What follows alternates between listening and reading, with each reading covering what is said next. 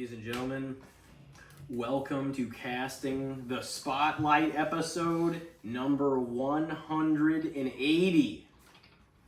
We flipped it around on you. Yeah, it's a big one. Yeah, it is. We 180'd everybody on this one. And it's a solo milestone marking episode. And, man, we've been doing this for some time now. Came in with quite the ominous tone. We did. I think it's crazy because this podcast has had such a life with solos and guest episodes, a good mixture, the spotlight on a lot of different things, you know? Yeah. Just came off a couple guest I think I just saw this was the 84th solo in the whole grand scheme, and there's been like 96 guest episodes. There you go. So we've almost got our 100th guest episode on, but we've always, obviously tried to, complete a fair share of both, like all of our solos, all of our like regular ones. But I feel like we've done pretty well because we've also mixed in quite a few solos. Every guest episode has its own kind of aura about it, but we also have our main line of like solo episodes. But it's all, I don't know. Yeah, it works. But I just figured I'd point that out because I'm like, pretty soon here, that's going to be like the 100th guest episode as well. And if we continue on this path this year, we'll do our 6-year anniversary is coming up. Mm-hmm. There would be our 100th guest episode and our 200th episode. Yeah. So that's like around the corner. Yeah. It is. Yeah. But anyway, yeah, before you know it, that'll be here within the year. It will, yeah. So that's just some analytics for you, but also for you, because I was like thinking about it or looking at some of the stuff earlier. But yeah, one of the big topics I feel like, especially with our guest Kyle Henley on this podcast, we're gonna bring it back with you tonight. So tonight, for this or that, we drew Breaking Bad characters. It'll be an interesting one. I know it's been a minute since you've seen some of the series, so I'm kind of curious to see what you think about certain things, and obviously we can discuss. I mean, I can fill in the blanks for most of it. I would have a rougher time filling in some of the blanks for Better Call Saul. Like, I know generally the seasons, but I don't have all the moments down. I was going to say, I know you're probably like the bigger fan. That's why I feel like I don't know what your list is. But I am a pretty big fan. You knew, obviously you knew that. I knew you liked the show a lot. Yeah, it's a good, it's a really well done show, So Vince Gilligan's a fucking master. Yeah. Like that stuff that he made, like you said he did, what did he do, direct or write a lot of the X-Files episodes? He, in like the later half of the X-Files, he did writing or directing, either or, quite a bit. They kind of like swapped around with a handful of like writers and directors for that show anyways. But yeah, he's great. So that's kind of cool that he was the one that did that show. But yeah, I knew you were like a bigger fan of that universe than I was. So like my list for you is probably a little more in the weeds with the characters. Yeah. That makes sense for me. That makes sense though, doesn't it? If that's the case. Now there is some stuff that I know that I'm like, we've already listed other characters and other things, so I'm like, I also was trying to make it a little bit new and fresh conversationally with some of it, so I'm like, I'm not gonna just make them all, fucking a strike down the middle. Like I'm not trying to make it like an easy fucking thing. I'm not so I was like, I'm gonna exclude certain people is basically what I'm getting at. Yeah. So I am up first. Yep. Okay. This or that. Hopefully everybody's enjoying the segment. I know occasionally we've had people ask, if we're gonna do them on guest episodes or not, and obviously that doesn't happen. But this conversation I feel like we would have to swap it out. It's like we would have to do that or the good, the bad, and the shits. It does, but also how would it? We might as well talk about it on air. But like, how would we do the guests part of it? You know what I mean? Because me and you give each other a list. Would they answer for both, or would they have their own thing, or what? Because I feel like that would be just so much. They would have to answer to both, maybe. Okay, yeah, they could. Because that might be easier than because if we had a third one, that would be fucking complex. You know what I mean? Okay. Yeah. that's something to think about down the line. It would be. Yeah, but it's one of the things I've considered too. So anyway, back to Breaking Bad land and all things glorious. We got this for you here. Breaking Bad characters. So, all right, your main guy is gonna be Hank Schrader. Oh yeah, the Hankster. You like him? Yeah, dude, he was pretty cool. An actual. The thing is like naturally at the beginning, whenever you kind of, just setting the stage for him. Whenever you kind of wanted to cheer Walt in a lot of ways, because you're like, he did underachieve. He wants the best for his family. He's got cancer. He's kind of panicking, and this is the one thing he's good at, even if it is cooking meth. In an elite, he's like the elite guy of ever cooking it, and so basically, I don't know. I mean, at first you see and you sympathize and you kind of understand why he would do it. Like, it's wild, and not to say that the viewer would do it, but it's kind of coming from a place of like, you're like, well, he's frightened now because he knows he's gonna die, so he's got to provide for his family. And no offense, because like I love teachers. We just talked about off air. Teachers are quite frankly for sure underpaid. Oh yeah. And in general, not professors, but teachers of public schools are certainly underpaid. But professors, the shit they deal with, overpaid. Like teachers in public schools, especially. Yeah. They deal with. Oh my god. Oh yeah. Same with all of them though. What do you bus say? Drivers, you couldn't pay me enough to do that. 43,000. Yeah. 700, whatever whatever he said that it makes, and I'm like, just in ballpark, you're like, that's a very important job for the community to be getting paid so little in that sense. Not even to demean any sort of, because they change in every city and every place. Yeah, I'm sure it's probably a little more now than it was even then when the show was made. He also, not drastic. On average, maybe, I don't know, just different towns and different places, I'm sure it'll be different, but he also on average was an underachiever in the sense that, like, whenever we were talking about too, where like he established this company, Gray Matter Technologies, with Gretchen Elliott and Gretchen Schwartz and Elliott Schwartz. And so I guess my take is, if those three established the company, I thought, based on a flashback or two that we had seen of them whenever they were younger, that him and Gretchen looked like they kind of had something going on, or maybe did, or potentially did. Mm-hmm. And I don't know if that's the case. Maybe that's just my take. Like, maybe Walt didn't I think that kind really of do anything to make it. I don't actually know definitively on that, but he even goes over he's just like, well, something happened between us, and but her and Elliot ended up together, and then Walt took like a $5,000 buyout to get paid out for this. Yeah.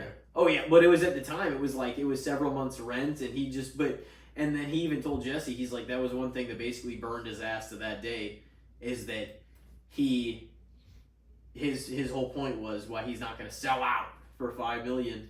Was he's like, I took $5 million. He's like, I took a $5,000 budget or a buyout, $5,000 whenever they were younger, and like doing for his portion of the company, right, the third of it. Mm. And he's like, do you happen to wonder what that company's worth today, Jesse? And he's like, I don't know, millions. And he's like, billions with a B.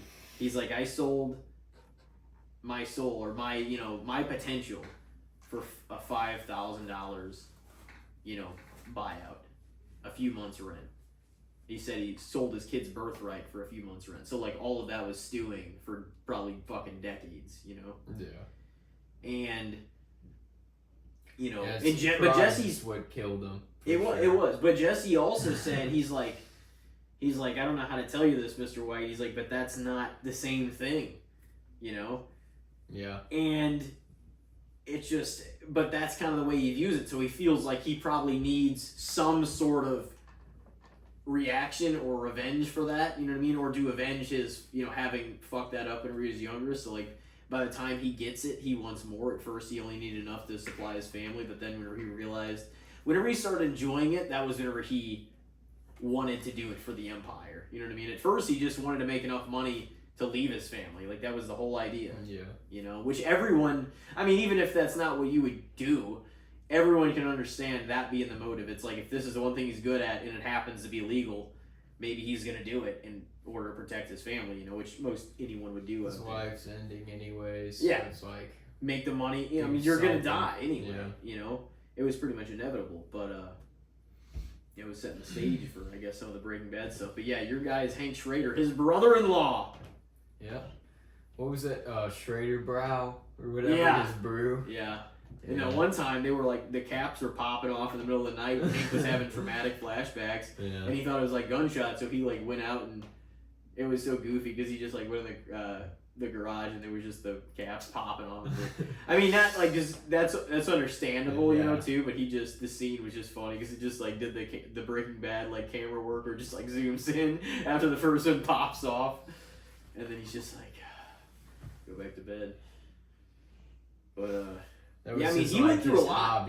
Even whenever he shot Tuco, that was like traumatic for him. Remember, like he kind of at first like somebody gifted him his grill, like his fucking teeth, and he at first it was like, oh, this kind of like a little trophy type thing, and then he was like, no, this is kind of fucking me up because like that might have been the first person he actually killed on the job. I don't know for sure, but that's kind of what it seemed like with the level of, you know what I mean, with the level of trauma like it came with. And I mean, he was like, Tuco was sort of he was like a high-ranking sort of drug guy too. Not like high like Gus, the businessman, but high on a street level for sure. Absolutely. So first off, we've got Hank Schrader or Hector Salamanca.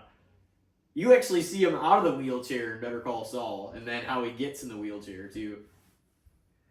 I did like Hector, actually. I thought he was funny. I mean, Hank had much more of a character than Hector did. Mm-hmm. Hector was, like I said, I kind of liked, the Salamancas were like, you probably like him even more if you watch Better Call Saul, because he is in that quite a bit too. He was also in Scarface. Yeah, he was the guy that did the bomb. Put the bomb on. You think I kill a wife and a kid? Yeah. Fuck you! I don't care. He wants it done today. Or whatever. That's funny. There was a few of those guys. Remember the Papa Don? Not to cut you off, but no, Papa Don. That's probably the guy's name. Don. What the hell was his name? I can't remember. Either way, his best friend Manny, Tony's best friend Manny, that's who plays the big like kingpin that was in Mexico whenever they went down there and said they were going to keep Jesse on as their guy. And then Gus, that was who but that was like the main guy.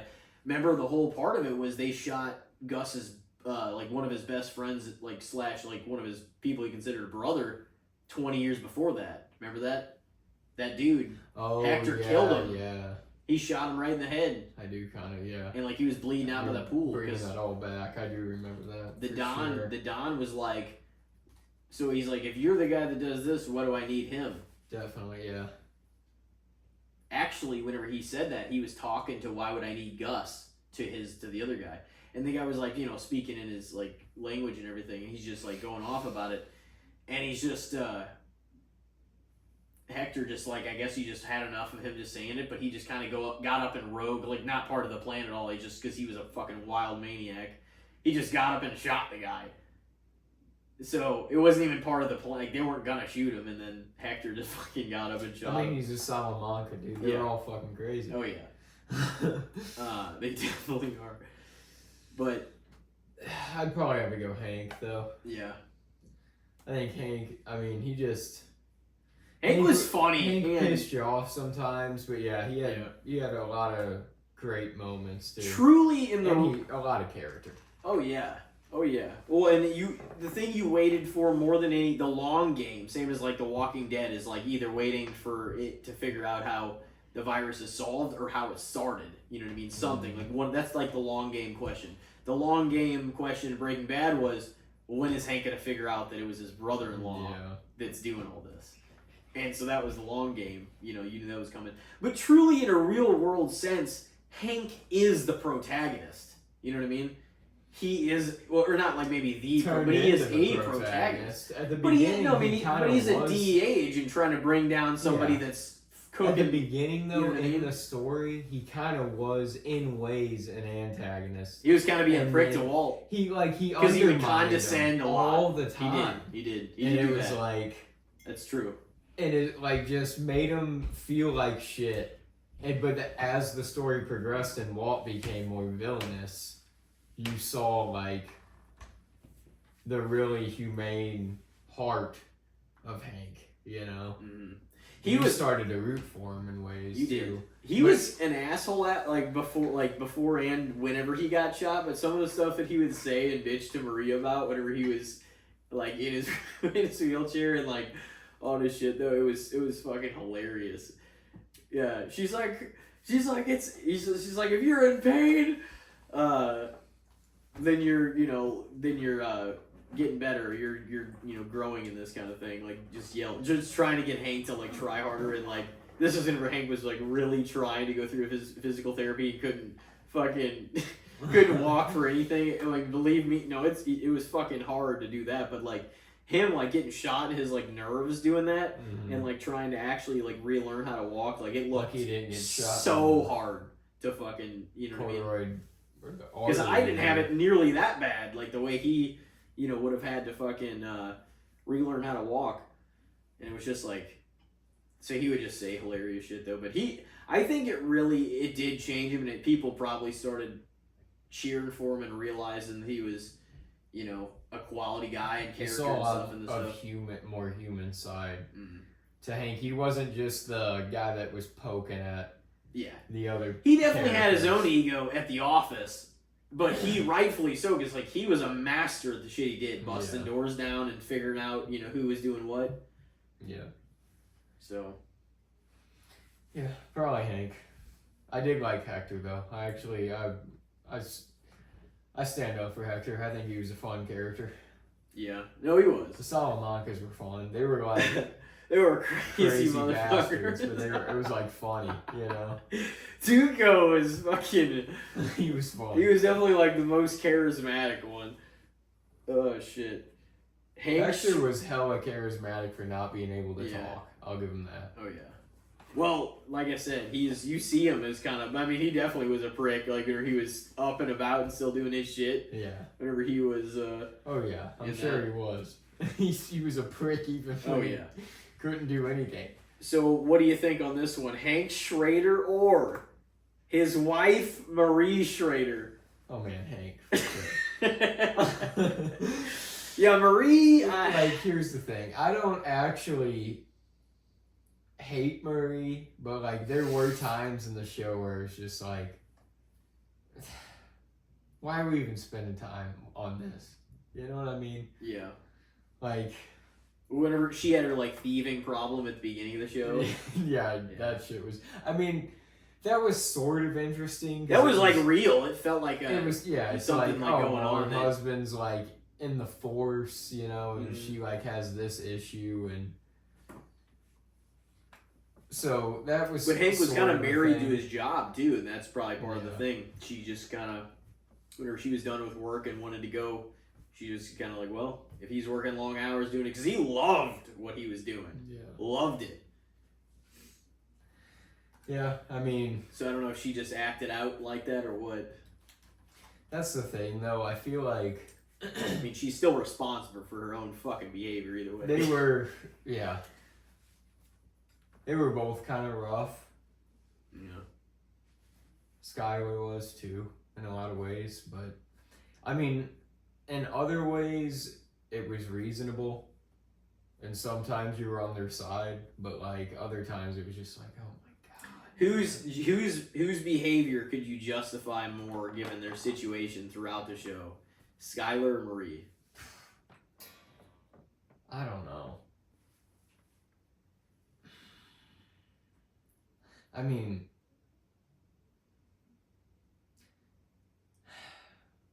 It is scary because they both did some really shady shit too.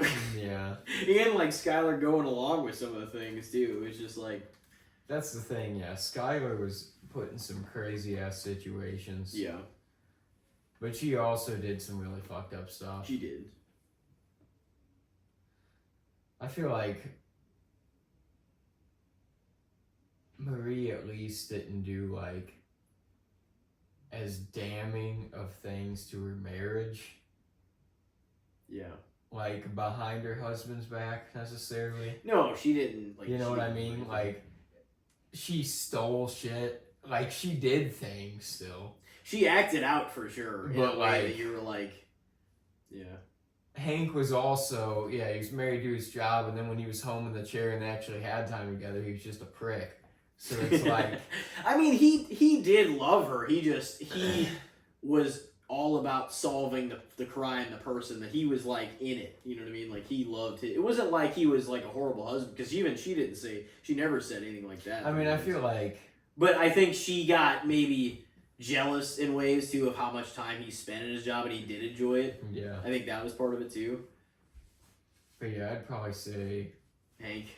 I would, yeah. But I'd rather, I feel like Marie in the long run is who you would want. If you had one of them as your partner, it'd probably be Marie, be the one you'd want. She was because I don't know, Skylar did. I don't know. Of the things Honestly, with that's a hard Skylar question sort for of me to justified, but some of the stuff was like. But you got to think they both Damn. adjusted to. It was basically like mirroring their husbands, and like that was drastically different Skylar situations. did the like cheating stuff, but she also, she was down to kill him. She at a certain point. She also was like really trying to protect her kids from potentially what Walt could do or bring. You know, that was part of it too, yeah. So she like it was, but the thing is, but Walt that was never wasn't when she was the kids. That was wasn't the thing. That wasn't when she was acting ridiculous. She was acting more ridiculous earlier, I feel like, in the show with some of the stuff. Because after a while, she was protecting, which is why she wanted Marie and Hank to watch, remember, Holly and Walt Jr. Mm. Because she's like, I'm not going to have them in this house. And he's like, what are you going to do to stop it? And this and this. But she got him out of the house for like a few months. I think it was like 3 months. I mean, yeah, he definitely was the prick in the later... See, like, with his family situations in the later seasons, he definitely became the prick. Even if it was not really intentional, Walt. Yeah. Like, yeah. But he definitely did become that. Like his own family turned on him. That's actually a good take that I hadn't really... I knew that he was condescending like that a little bit, like Hank in earlier seasons, but that's actually an interesting way to put it. I hadn't really thought about him being more... I mean, I don't know if I would say he was an antagonist, but he definitely was kind of a bully. Dude, he was kind of like one of the guys that you knew would be on your side, but other than those crucial times, he just takes shots at you constantly. It's just dude, why? Stop. I'm just chilling. Yeah. Over here. So you knew it was kind of like that. But, I mean, truly his work and what he was trying to do, he's definitely served as a protagonist in the real world, for sure. But so that's 1-1, I believe here, right? Or no, 2-0. 2-0, yeah. All right, we got Hank Schrader or Walter White Jr. Oh, the Junior. Man, he made me laugh quite a few times throughout the show. He was a great character. Dude, scenes with them two together were hilarious. Walt Jr. and Hank. Yeah. I mean, Walt Jr. and Walter had some... Dude, some of those breakfasts were hilarious. But I still think Hank was overall the more interesting character. Yeah. So I'd probably say Hank. Hank, man, he's tearing it up. All right, what about Hank Schrader or Todd Alquist? Todd, man, the fucking menacing, no emotion. Dude, I mean, El Camino. He's just no, she didn't do anything. Jesse was like, did she do something wrong? When they were showing whenever they had Jesse captive, flashbacks in El Camino, and Todd's like, no, she didn't do anything wrong. She's like, did she try to steal from you or whatever? And she's like, no, she just, she's like, she had to go and blah blah. And he just was so rational about it. It's you know, most people, if they're talking about a murder, aren't going to be more, you know, they're at least going to be more like intent, you know, passionately talking, like intense kind of about it because it's a crazy situation they're not used to. And he was just... Well, I mean, he was used to it at that point. That's what I said. It was like, that's why he was built for that job. That's why he was good at his job. He was able to go about it with little to no emotion, which, I mean, it's fucked up, but it made him good at it at the same time, you know? If you're gonna be doing that shit, you almost have to, like, turn off your compassion in some ways. He, remember, like, I mean, nobody's gonna forget whenever he shot the kid after the train robbery. Yeah. That shit was... I mean, yeah, he was definitely, in a lot of ways, like, a villain. Mm-hmm. But he was really an interesting character, too. Yeah. Like, I thought he was a good character. He might not have been, like, you might not have liked him all the time, but that's he a was lot of like, these characters. Yeah, he was an interesting character. He was a good one. That one's actually a little tougher than you might think, but I'm probably going to go with Hank still. Mm. Yeah, Todd, he was... but I saw that take of somebody's, and I was like, that's actually a really interesting way to think about it. Because, I mean, he was so unmoved by a lot of the stuff, and, like, also spending time with his Uncle Jack and some of his buddies and stuff. I'm sure they killed people, and he was just along for the ride or whatever. Mm. And he was obviously part of the Vominos Pest group that went in and bombed the house. What an intelligent idea that was. We're going to bomb the house, we cook in there for X amount of hours, make the batch, get out, bomb the place anyway. Nobody's going to go in for days. That was like such a smart, another fucking genius idea from, it was kind of like... It was kind of like when Saul, Mike, Jesse, and Walt were all kind of working together. But after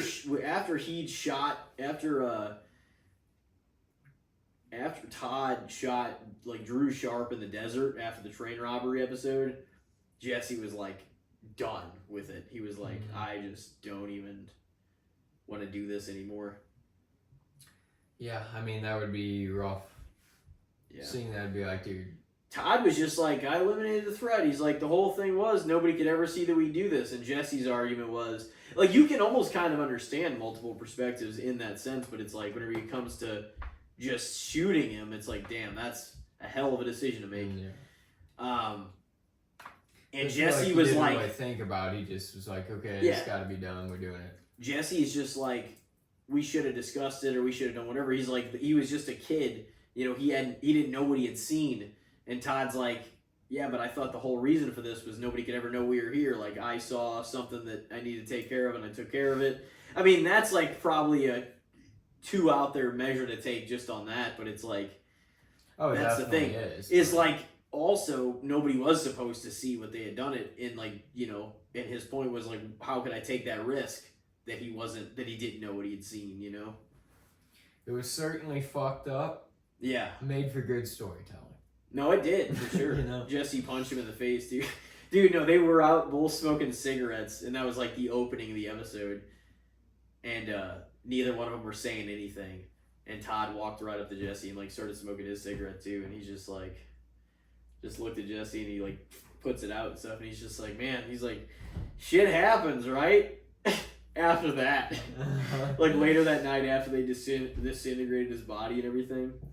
And then Jesse just punches him right in the face. And then it's the Breaking Bad Why intro. would it be shit happens? Why would that be the line? Come over. I don't know why he would go over to Jesse whenever he knew that Jesse was that pissed off. You would at least go over with a like sort of apology line, not just "oh shit happens, man."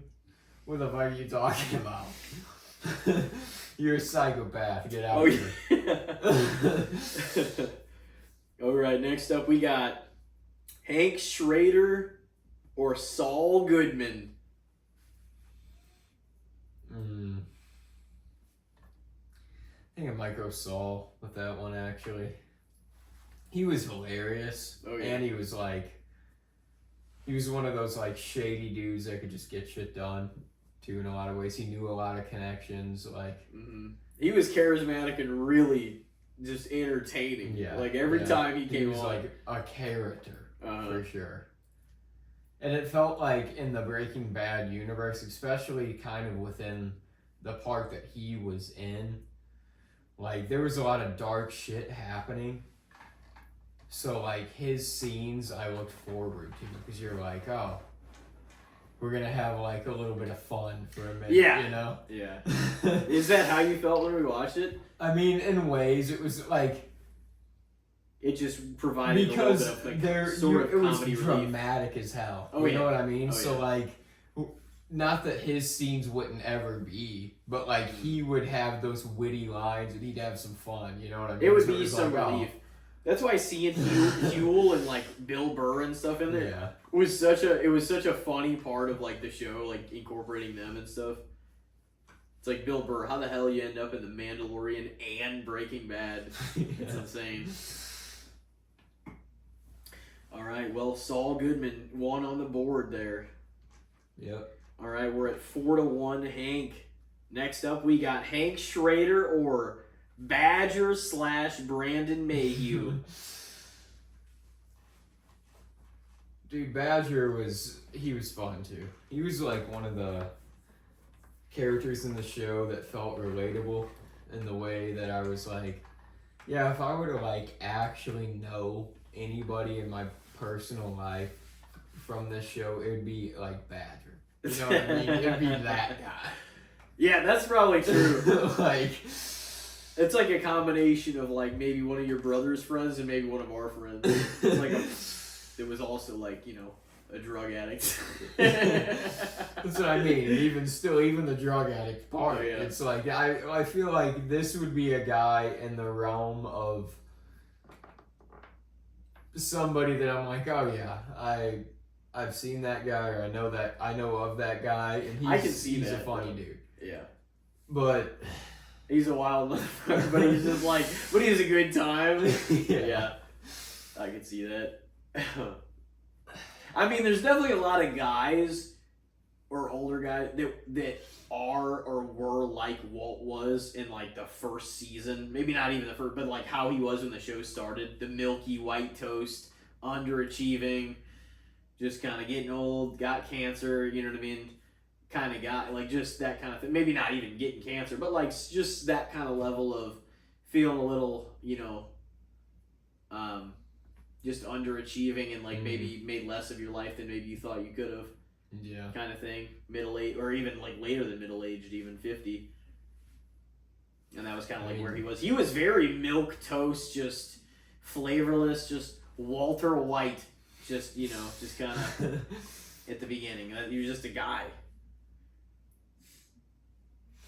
But anyway, so you took. I think I'll probably go Hank.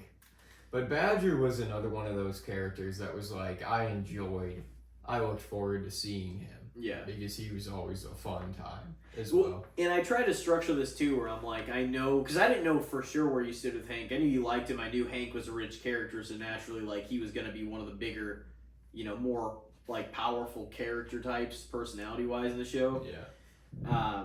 But I also didn't know exactly how it was going to line up, so I was like, okay, well. But I wanted to get some other guys involved, too, that we hadn't spoken too much about. But next up, we got Hank Schrader or Gale Bedecker.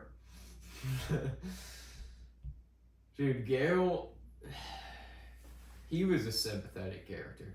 Yeah. Like, because he, like I said, he almost felt like innocent in a way. Like, he like was too innocent to be doing what he was doing. Wrong place, wrong time.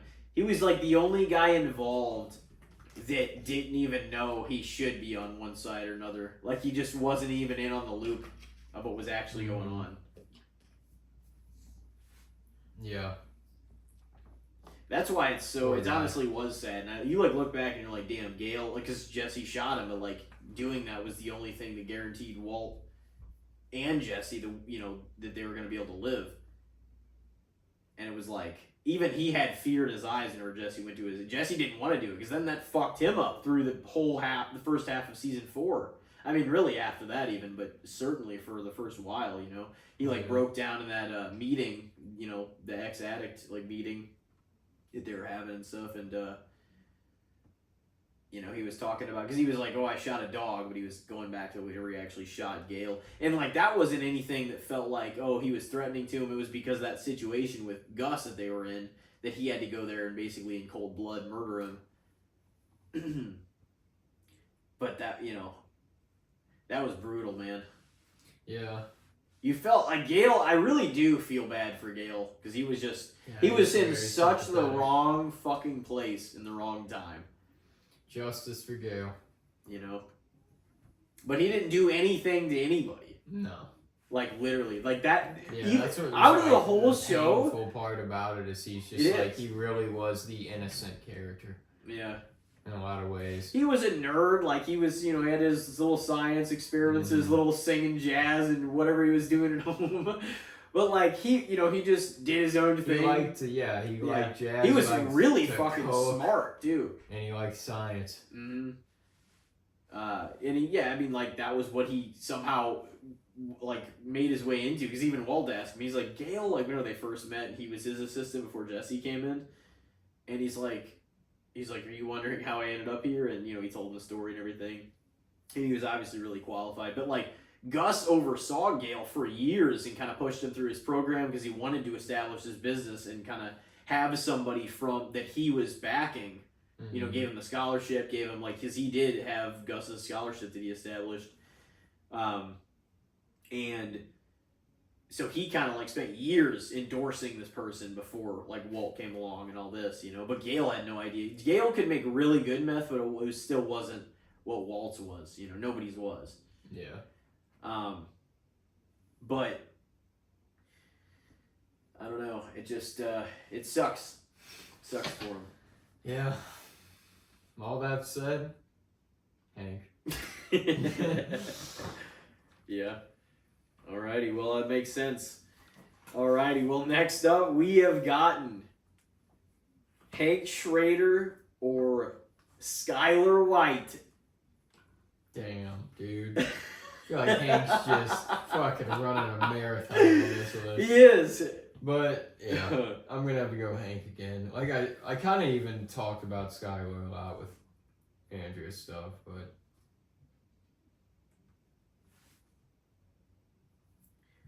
With who stuff? Or Murray. I mean, Murray stuff. But... I think Skylar's the older sister, right? Yeah, that makes sense. It feels like she would be. Yeah.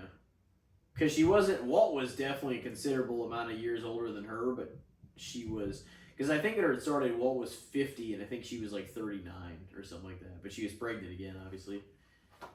But yeah, I would have to go Hank, but... Skylar, man, she was really frustrating at times, but she was also...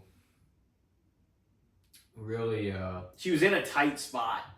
Yeah, some of her stuff was also justified. She was a complicated character. She was, because you can justify some of it, and I mean, Walt was like that too. Yeah. Except he did more extreme. Their marriage was more very extreme messy. shit. Their relationship with each other was very messy in a lot of ways, just throughout the series. That's the thing. It feels like before that it was pretty solid for a long time. Yeah. And then, like, shit just really went crazy. Yeah. But yeah, it's rough, man. I don't know. She was a rough character, though. There were some times where you were just like, God, you were horrible. For sure. But it did feel towards the end. About Walt too. So towards the end too, it really felt like. You know, and this is part of the Vince Gilligan, like, genius, like, color coordination thing. Like, you know, Walt was wearing so many cool, you know, or just different colors and shit throughout this series, where he was, like, becoming, like, building the Empire, just this fucking presence. And then, like, they just were kind of coordinated into becoming just the, you know, post-cooking meth world, you know, marriage couple after that, into just wearing, like, more of the whites and the fucking creamy colors and stuff. Like if you actually look back, like that's kind of how it was. They were resorting back to like sort of that look and everything. But Skylar, you could tell, and this was part of like Anna Gunn's. She played Skylar fucking brilliantly for sure. But she just kind of had that faint kind of glaze over her eyes, just basically kind of traumatized from previous events of stuff that had happened. You know what I mean? And that's kind of the way she carried herself through the last, probably at least the second half of the last season. You know? Yeah. And it was just kind of like, damn, because then you really kind of saw like a woman really like kind of the victim of a lot of shit that had happened. You know what I mean? Too. I mean, she did some, but that's the thing. You know, obviously she made some rough decisions, but Walt obviously had more of an extreme measure both ways of some of the stuff that he did. I mean, Skylar didn't murder anybody, anything like that, but she definitely made some questionable decisions, and by going along with it and staying along with it, not like. I mean, she did try to get her kids out of there. She did get her kids out of there to a certain point. Stealing the money and stuff. That too, well, to save her own ass. But also, in doing so, it would save Walt's because they would start looking into their shit anyway. So she knew she was covering Walt's ass doing that too. But it was such bad timing. Something about it. No, she'd say anything about it. It's like, that was fucked. But, yeah. A lot of it can be justified, but you do start really feeling more sympathetic. The last 8 episodes, which was like, you know, the last season basically, you did feel worse for her, I feel like, than any other time. Because you're like, man, because you really, and she did such a fucking good job at playing her. And like, I think she was nominated also, actually, Best Supporting Actress. And you could just tell that this just whole thing had fucking taken a toll on her. Like, you know what I mean? So it's kind of like, you didn't really feel that bad for Skylar until, like, all this had happened, and, like, and this was after Walt was out, too. But it was just, like, what they were going through in the post-world of the decision that he made whenever he decided to do that. It was just, like, it changed everything, you know? I mean, he's tied to that fucking 737, another same number, you know, that's a correlation, too. The number of the money that he needed, and that, it was the plane that crashed over Albuquerque in season 2. So, there's a lot of little coordinations in this show, man. Yeah. A lot of things that are done very carefully. So you're going to take Hank? Yeah. All right, well, next up we've got Hank Schrader or Tuco Salamanca. Dude. Tuco was the craziest person in the show. Yeah. By a lot of measures, I feel like. Yeah. So for that reason alone, I think just for the fun of it, I'm going to take Tuco. Just, you know. I feel like nobody made me just like, oh my God. Like, laugh more than that dude. And the amount of time that he was on the show. Yeah, it was anytime I see that actor in anything else, I'm automatically like, it's Tuco. I see it immediately. And he's in like Training Day and shit like that too. Yeah, I've seen him in quite a few other things but like anytime I see him now, that's the character I think of with that actor. Yeah. So. Tuco.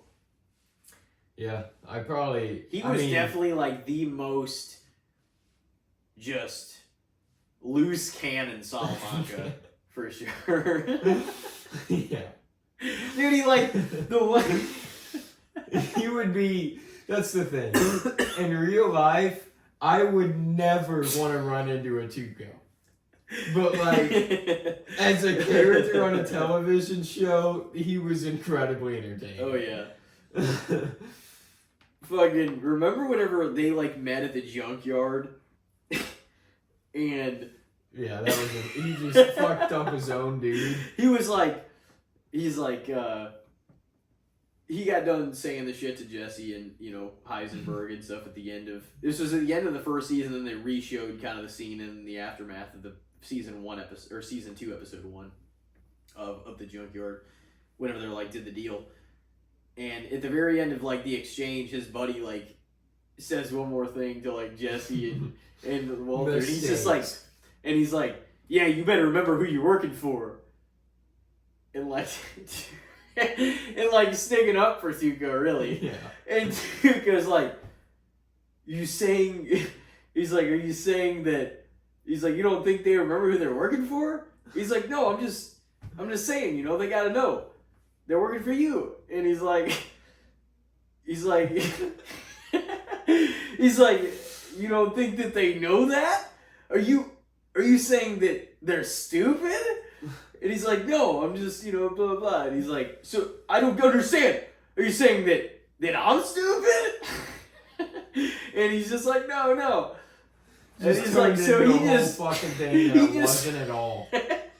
He just leveled up the temperature and then just beat the brakes off this dude's face until he was fucking dead. He's like, Eisenberg, come on, do something. He's like, do the thing. Come on, you're smart.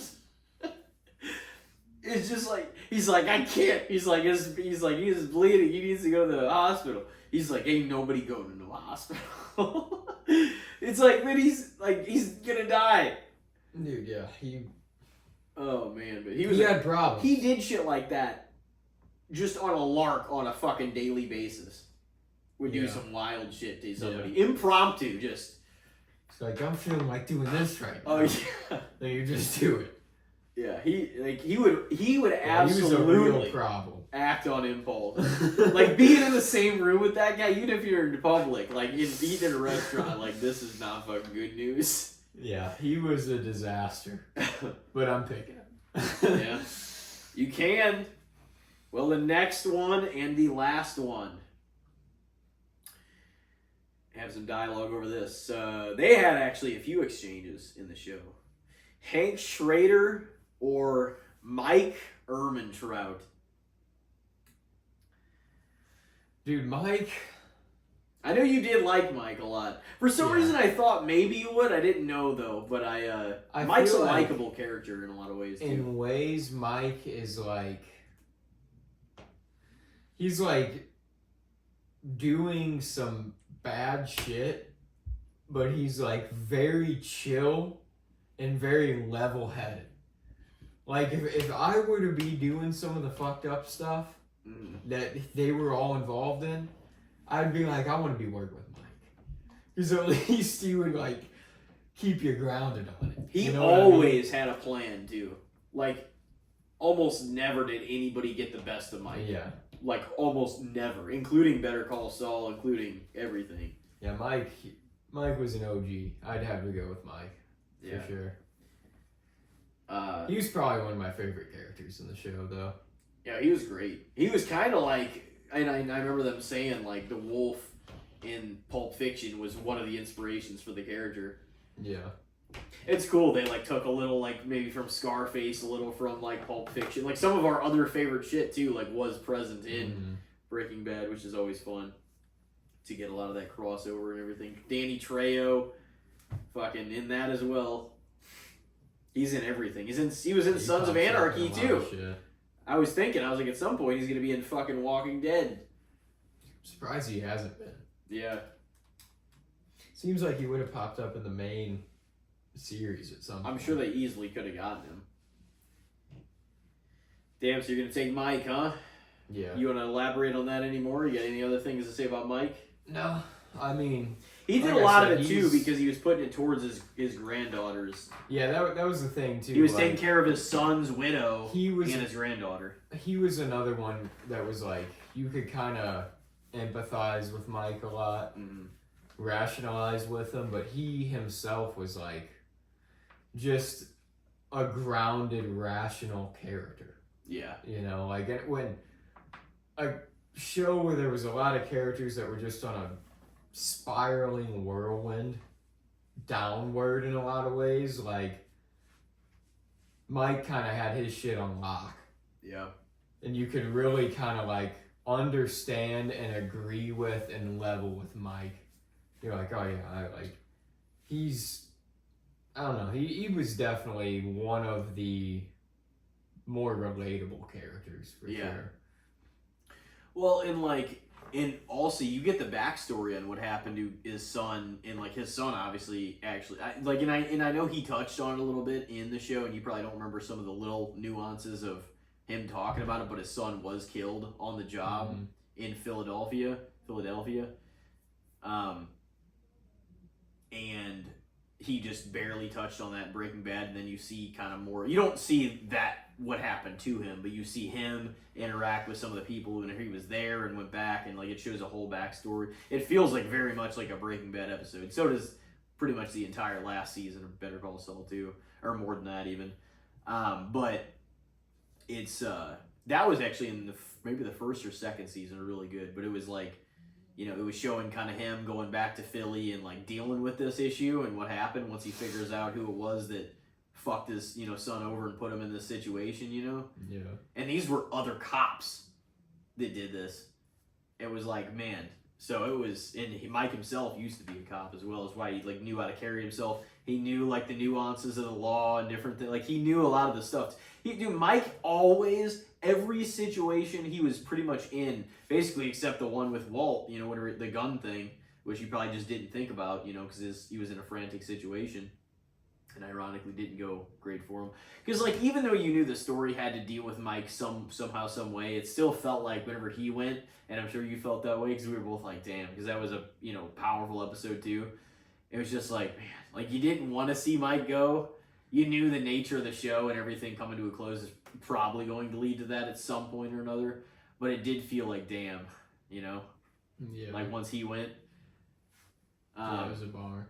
But yeah, it's even what Kyle said, you know, and he's obviously a huge Breaking Bad fan as well, and he's like, actually Kyle said he could justify almost everything except, you know, killing Mike, but I think immediately if you watch Walt, even the job like that Bryan Cranston portrayed of him, you know, and is on top of everything as he felt at the time, at first he wanted to do it, but immediately whenever he did shoot, he realized like something clicked in his head again, and he's just like, what the fuck did I just do? Like it just kind of broke him, you know what I mean? And then he went over to like where Mike was, and he got out of the car and was just like sitting in the grass and stuff. And whenever he, you know, basically, well, because after that, like his foot was on the pedal, like after he shot him, but Mike was, I mean, he was fucking donezo pretty quickly. Yeah. So he got out of the car, and you didn't see that, but you saw like Walt walk up to him, and he's just like, because the whole thing was he wanted the list from Lydia on to kill, or like to get rid of those men basically that were loose ends, and then might flip, which might cost Mike and then maybe cost Walt. But Mike was like, well, I gotta leave town, and Walt's like, oh, that's great. He's like, I can't just do, he's like, well, I can't do that, Mike. He's like, I've got a family. I've got people to be responsible for. Just being a, trying to get under his skin. It's the same way I would probably say it. He's like, I've got, you know, blah, blah, blah. But he's, Walt was just kind of telling him, you know, I can't just leave town like that. Just like you can, which he was right, but, you know, like he didn't have a direct line, and like him staying close to his son's widow or his granddaughter was worse for them than good for them. So he's like, I'm just going to bail. I'm going to leave the money, and I got to get out, you know, because he was like, I want to live, but I want to endanger them either, you know? And that was what he was going to do, and then the Walt thing happened and stuff. But instantly, it did feel like immediately he did feel remorseful for that one, which was not common in the back half of the show as Walt. You know, he didn't really feel that much remorse for most of the stuff he did. In the first part of the show, it did bother him, you know, for a while, for sure. But, you know, I think Mike's death was the only one, once he turned full Heisenberg, you know, for the most part, that bothered him. Because, like, right after he did it, he wanted to do it for a minute, though, because he was just, I think he pissed him off that Mike collected the money. He got his, you know, gun, he got his stuff, and then he just gets to walk away and whatnot. So, like, once again, it was the, you know, the pride thing that hurt him, because he was just, maybe in a way, whenever he felt like that, and he's just like, I don't know you a damn thing, like that list of names that were loose ends. Mm-hmm. And even after, and he was getting ready to die, Walt was just like, you know, I just realized I could have got the names from Lydia. He's like, none of this had to happen. I'm sorry, Mike, and blah, blah, blah. And Mike's just like, he's like, shut the fuck up and let me die in peace. And then he just fell over and died. Oh man. At least give him that, Yeah. Hey, he died with his pride. That's what he wanted. He's like, I'm gonna like Mike did. He's like he like died. He was like I think on his knees, but he was just sitting up or no, he was sitting I think because he found like something over there. He's just like, but he was just holding his wound, but he knew he was going, and he's just like, it was sad though because it didn't feel like it needed to happen. That was a rough one. You know, same as like the Beth death in Walking Dead. You know what I mean? I'm like not that I knew logically Mike it was gonna be sooner or later most likely, but it still felt like damn in the story even you're like, man, he couldn't just stay a little longer. He couldn't be till towards the end of the show. It was like damn, just because it was kind of interesting though because it was the first time he actually did feel. Walt probably felt remorseful for a death in a season or two. You know what I mean? Mm-hmm. So, yeah, I don't know. I think Mike did right by a lot of people. He was a loyal guy, type guy to Gus. He looked after Jesse. He tried to reason with Walt even when he didn't have to. Just do the job that he was supposed to do. You know. So that's a 7-3 Hank. Yep. He still took the list by quite a bit. You might have, I don't know, might have a bit of a tough time here. Well, we'll see. Your main topic, your main guy, we're gonna compare everybody against. This good old Walt Jr. I swear to God, 5 seconds ago, 7 seconds ago, I thought maybe you were going to say him, but I didn't know. I'm not saying I knew it ahead of time, but as you're going into it, that's not bad, though. I don't know, man. I don't know where I put him. It depends who you got him up against. Well, Walt Jr. We're going to have some repeating names in here, but not all of them. So... Do you like Walt Jr. more than Skylar Marie or Skylar Marie? Let's say. I'd say he's more of a good time. He's more fun. Yeah. Oh, he was funny as fuck. Yeah, that's the thing. He was an innocent victim in all the shit too. So that was the thing. Like, you felt bad for him in most of the aspects, if anything, and he was funny. Yeah, in a lot of his scenes too. So. But Dad, I remember you quoting it after because you just like thinking about it. He had a lot of good like lines and scenes though. Dude, like I said, some of those breakfast scenes with Skylar, Walt Jr. and Walt were fucking hilarious. Yeah. Yeah. Just whatever the situation was, it was usually funny. So ironically, your first one is Walt Jr. versus Hank. Really? Okay. I'm gonna probably say Hank. Yeah. I like Walt Jr., but Hank was a really rich character that at times, like whenever you did feel like he was kind of just, pushing or being condescending to Walt, Yeah, like I said, I kind of like that you made that point too because it's something that I thought about, but I didn't really think of. Like the intricacies of it, like with Hank basically being a little bit of that guy that was top dog, like the alpha of his workforce and everything, which he was, and just kind of portraying that like off to Walt. It's like before Walt felt like the man, he definitely, and then whereas like Hank, whenever he went through his accident, it definitely humbled him a lot. He was as good as his job as he thought he was, but it humbled his behavior more. You know what I mean? Yeah. And he was like. So I'll give that to him because the shit he would figure out was fucking genius. Not upsetting the fact that fucking he obviously didn't know that Walt was Heisenberg for that whole fucking time. But not upstanding is the word I should have used. But definitely Hank, I think, on that one. All right. So Hank, Walt, you're down 1-0, bud. No. So Walt Jr. or Huel. Babineau? Probably Walt Jr. I really enjoyed Huel and what was the guy's actual name? Lavelle Crawford. He was like the big old stand-up comedian, like the heavy guy. He was a stand-up comedian too. Dude, no, Huel was hilarious. Like some of his. He was. Some of his. Him and what was Bill Burr? His character. Kubi. Yeah, they were great. Their scenes together. That was another part of the show that was like it was just a fun time, kind of when those guys were on screen. This shit, whenever they were the ones that got in the house, and whenever whenever Ted Beneke fucking slipped on the rug, they were like, "You gotta sign this, Mr. Beneke." He's like, "We're gonna make Huel." He's like, "I'll tell you what this is about. It's about making Huel happy." You happy, Huel? And he's like, "Reasonably." And he's like, "What would make you unhappy?" And he's like, "This motherfucker not doing what he's told." No, dude, their scenes and were great, written for them and everything. Like that was, because you could tell crazy. They had kind of a rapport with each other, like Bill Burr and Lavelle Crawford. Did you say Bill Murray? Bill Burr and Lavelle Crawford. Okay.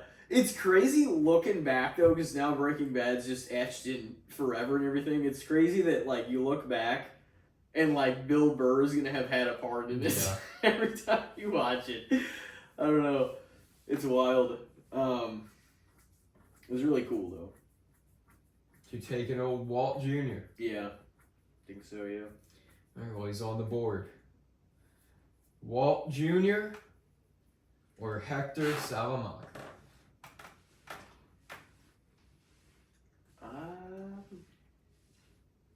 Because also I can kind of look at the Better Call Saul stuff before Breaking Bad too, you know. And obviously Walt Jr. No, Walt Jr. wasn't in any of Better Call Saul, but it also wouldn't make that much sense for him to be. Even Walt had a couple appearances, but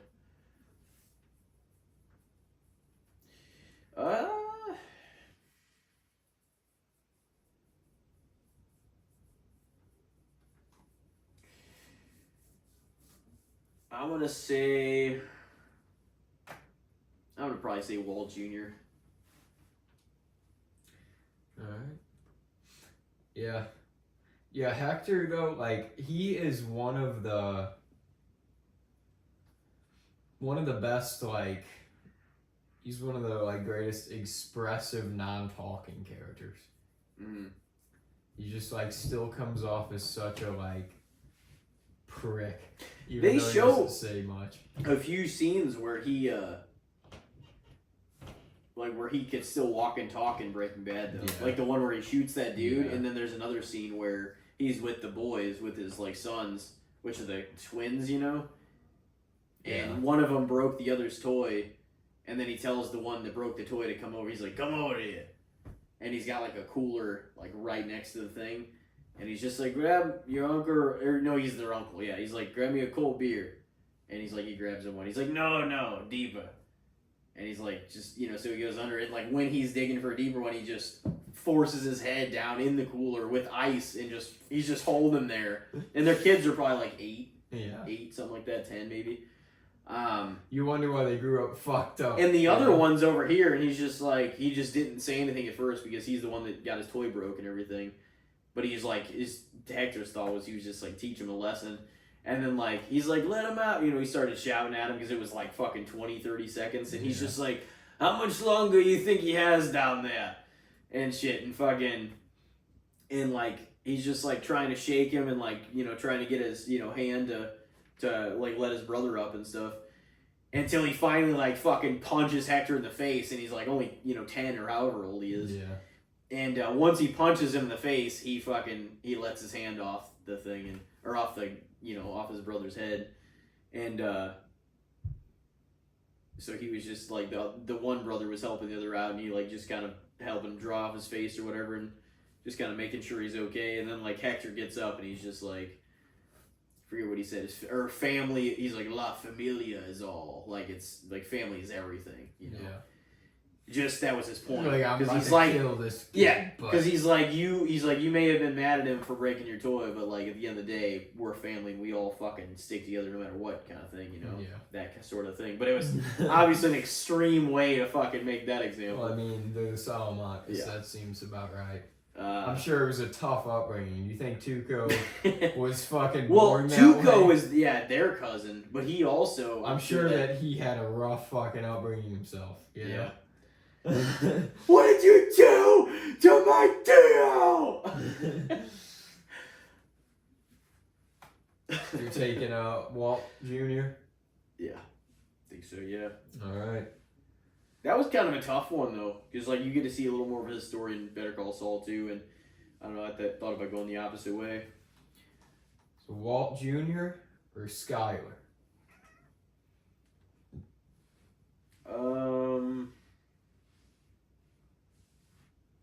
It's kind of like what you were saying too. I mean, I do get probably more enjoyment watching it, like Walt Jr.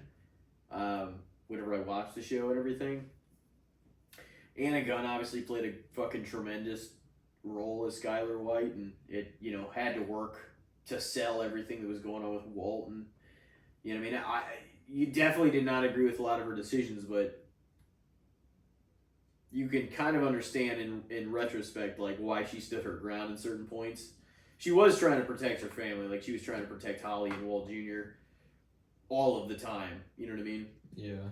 Even when it almost didn't make sense, or like they didn't understand why the kids needed to be with them, and like all that, like she was doing some of it, which in turn was protecting Walt, but she was only doing it because she was trying to protect them from him. I mean, mainly Walt Jr. because Holly was just a baby, but like she was trying to protect them from him too. You know what I mean? But she couldn't tell anybody what was going on because she was still kind of protecting him, and she didn't want to break that. A lot of it amounts to her not wanting to break all that news to Walt Jr. Yeah.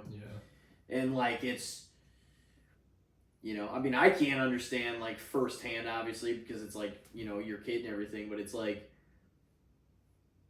you kind of understand where she's coming from at a certain point, because it was like well, and it's not just like, oh, Walt had not given her like he gave her multiple reasons why you should probably be worried about him or what he's going to bring to the house any day that he's involved in this shit. You know what I mean? Yeah, he probably shouldn't be at the house at a certain point. Yeah, which is why eventually he was just like, I am moving out, like for for good. And then he obviously came back at like not a great point, like season 5 or whatever it was.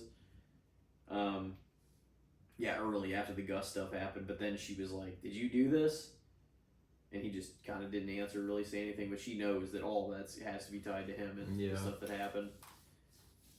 He's got to know about how it all went down. Mm-hmm. Well, it wasn't him directly. And this is after this is several episodes after, like mid-season 4, whenever the cornered episode where he like, where he's like, somebody comes to our door, or or like the night before Walt was basically, Hank was bought still that Gail Bedecker was the Heisenberg. He was the guy that did that. Walt got drunk. And then he's just like, Hank, and this is Hank was in his fucking wheelchair and stuff, and he's like, not to tell you your business, but genius, not so much. He was like trying to take it off of. It's like, dude, you were about to motherfucking get away with it because he was convinced that this guy, you know what I mean? Yeah. I mean, he may have started looking into somebody eventually anyway, whenever you realized that blue meth was still being sold, but like for a good while, he was probably covered. If he had let him think that it was Gale. You know what I mean? Yeah. You wouldn't even have to think twice. Like, I mean, you should still guard your ass, but like, you wouldn't even have to. You'd be like, well, at least his mind's on something else, and he's probably moving on from this. So like, at least you could almost breathe for the first time in a while, because you would have thought, at least in his mind, there's closure. So there's nothing left. Yeah. You know what I mean? To be desired. But his pride, it did get in the way again. So he's like, you're genius. He even said, he's like, he might still be out there, but he was getting hammered by then too, and he was just like, dude, like he was also loose. So. Yeah. It was like you had an opportunity for him to completely buy for probably months, at least, that this dude was fully responsible for all this, and you wouldn't have had to worry about it. Yeah. But it got in the way. He's like, he didn't want. That's the thing. Even if it covered his ass, he did not like that somebody else was getting the credit for his work. No. he could not handle it. Like it was like yeah, he really, his ego and his pride was his fucking downfall and multiple points through the show. Oh yeah. So what was that last one? No, Skyler. Skyler, yeah. I said it right. Walt Jr. Walt Jr. I'm gonna say Walt Jr. Yeah. All right, Walt Jr. Man, he's on a bit of a tear here. Yeah. He's bodying these motherfuckers. 3-1. Walt Jr. or Todd.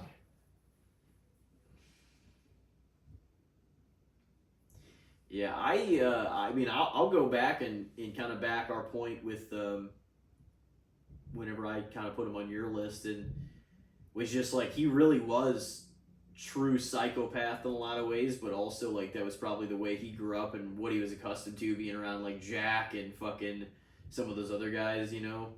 Yeah. What was that dude's name? Manny? Something else? Not Manny. The Scarface character. But yeah, just hit, you know, that little gang of guys and shit.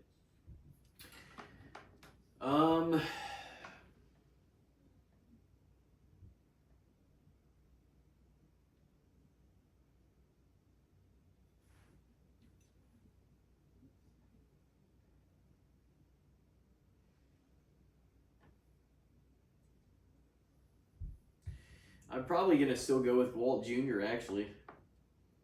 Yeah. See, this was a good one actually. Walt Jr. was definitely a good pick. See, I did feel like Hank, even though Hank won out more than he didn't. I mean, they're not all gonna be 5 and 5s, but I still felt like Hank was gonna be a good, credible pick for you. Yeah. You know? Yeah, I mean, there was a decent handful that were pretty close, but yeah. Mm-hmm. Well, and keep in mind, I didn't put Jesse on your list. I didn't put Gus on your list. I didn't put Walt on your list. You know what I mean? Like several like big. Yeah, I mean, there's a handful that still would go over Hank, but. All right, so Walt Jr. with another W. So 4-1. Moving on. Walt Jr. or Badger.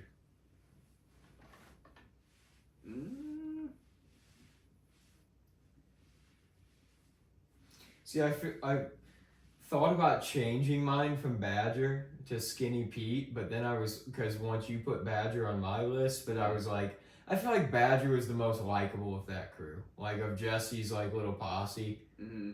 I feel like he was the best one. So I'm like, I have to keep it as Badger because he's the one that can stand up in this kind of list a little more, you know? Yeah, he probably got a little more, I want to say overall scenes than a little more dialogue. Yeah, probably. Skinny Pete, I mean, he was around for Badger was in earlier episodes too that I don't think Pete was around for yet, and like you didn't really see Combo yet. It was kind of funny though because at times Jesse made it known that like he was closer to Skinny Pete and Combo than he was Badger, because like those guys came in and he didn't even know, like whenever he's like, you guys are gonna be the dealers and shit. He was like, oh, Skinny, how's it going? You know, Combo, what's up? You know, and then he was getting ready to close the door, and then Badger came in, and he's like, oh, hey, you know, he's like earlier in the show, like the first season. Of course, because Skinny Pete and Combo looked like the more like sketchy dudes. Too, probably. Yeah, Badger did look a little more, just kind of like the everyman. Fucking, but yeah.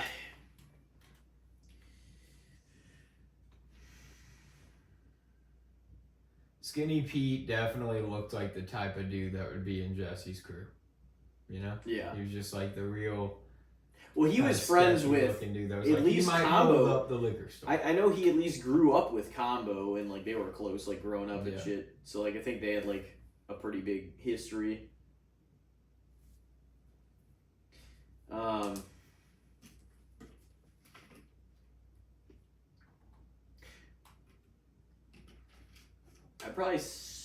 I'm probably gonna go with Walt Jr. again, to be honest.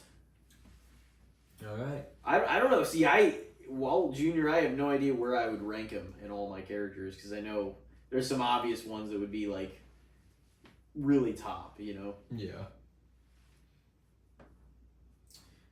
All right, Walt Jr.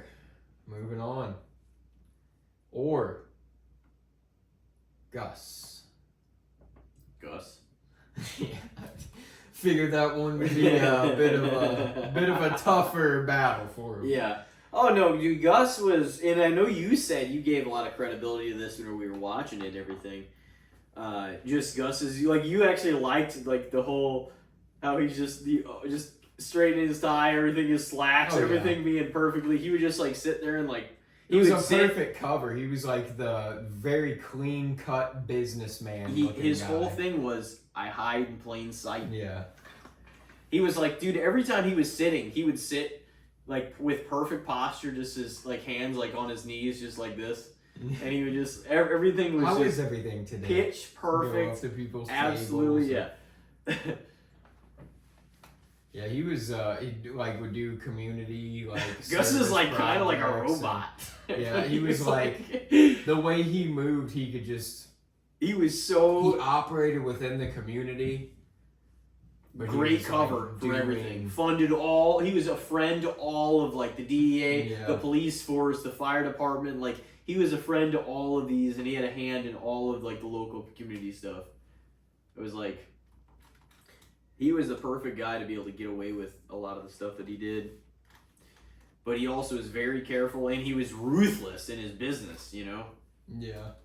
But, I mean, like, Gus is most certainly, like, you know, another one that could, like, just be this other person and separate himself from one world to the other. It's definitely some sociopathic behavior for sure. But, I mean... Yeah, Gus was the man, dude. He was definitely a bit of a nutso too, but that's what made he was so good at that because he was that, you know. I think my top 5 in no order would be like probably Gus, Saul, Mike, Walt, and Jesse. You know? I'm thinking. I don't know what order they'd be in, but probably who I'd go with, maybe. Yeah. I don't know. That would leave Hank out even. Damn. All right. So another one off the board for Walt Jr. there. Yep.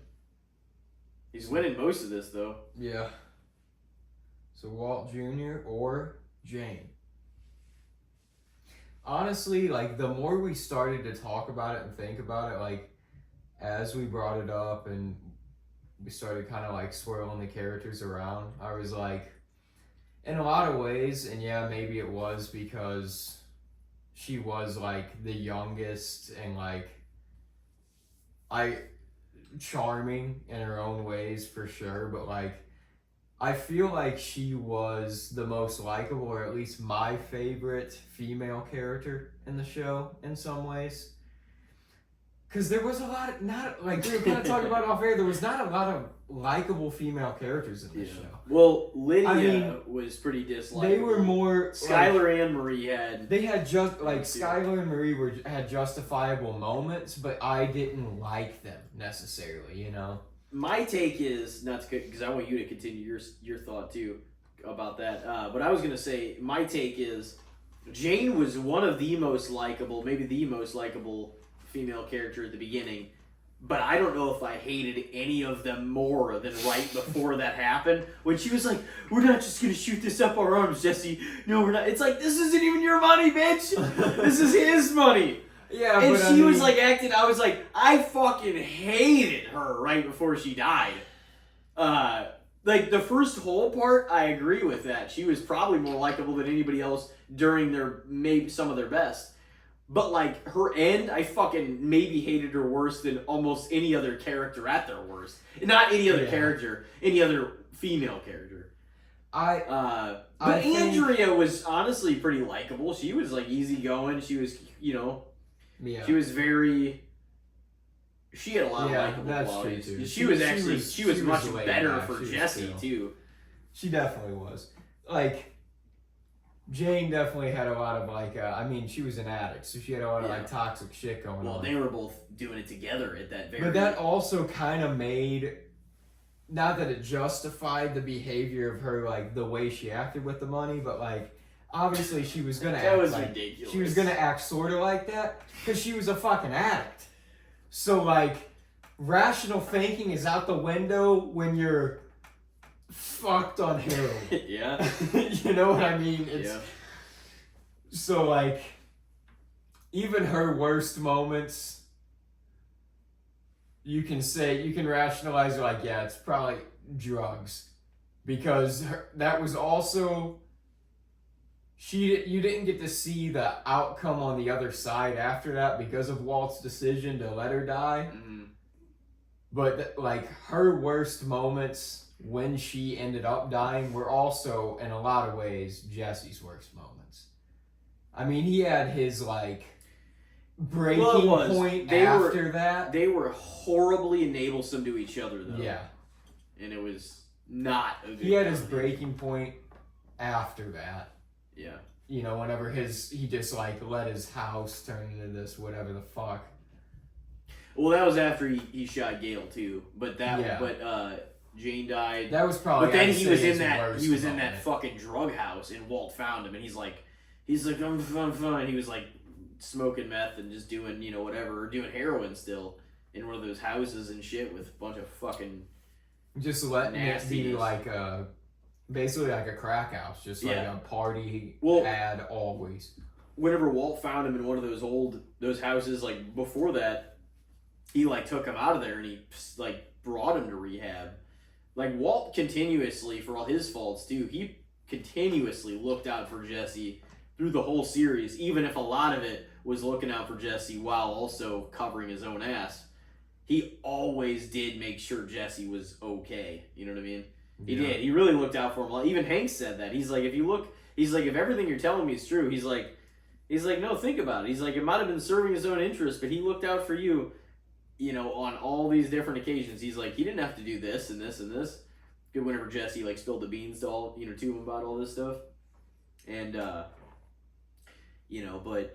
And that's the other thing. That's what Walt thought he was doing whenever he was doing that for Jesse. He didn't want Jane to die initially. He was going to save her.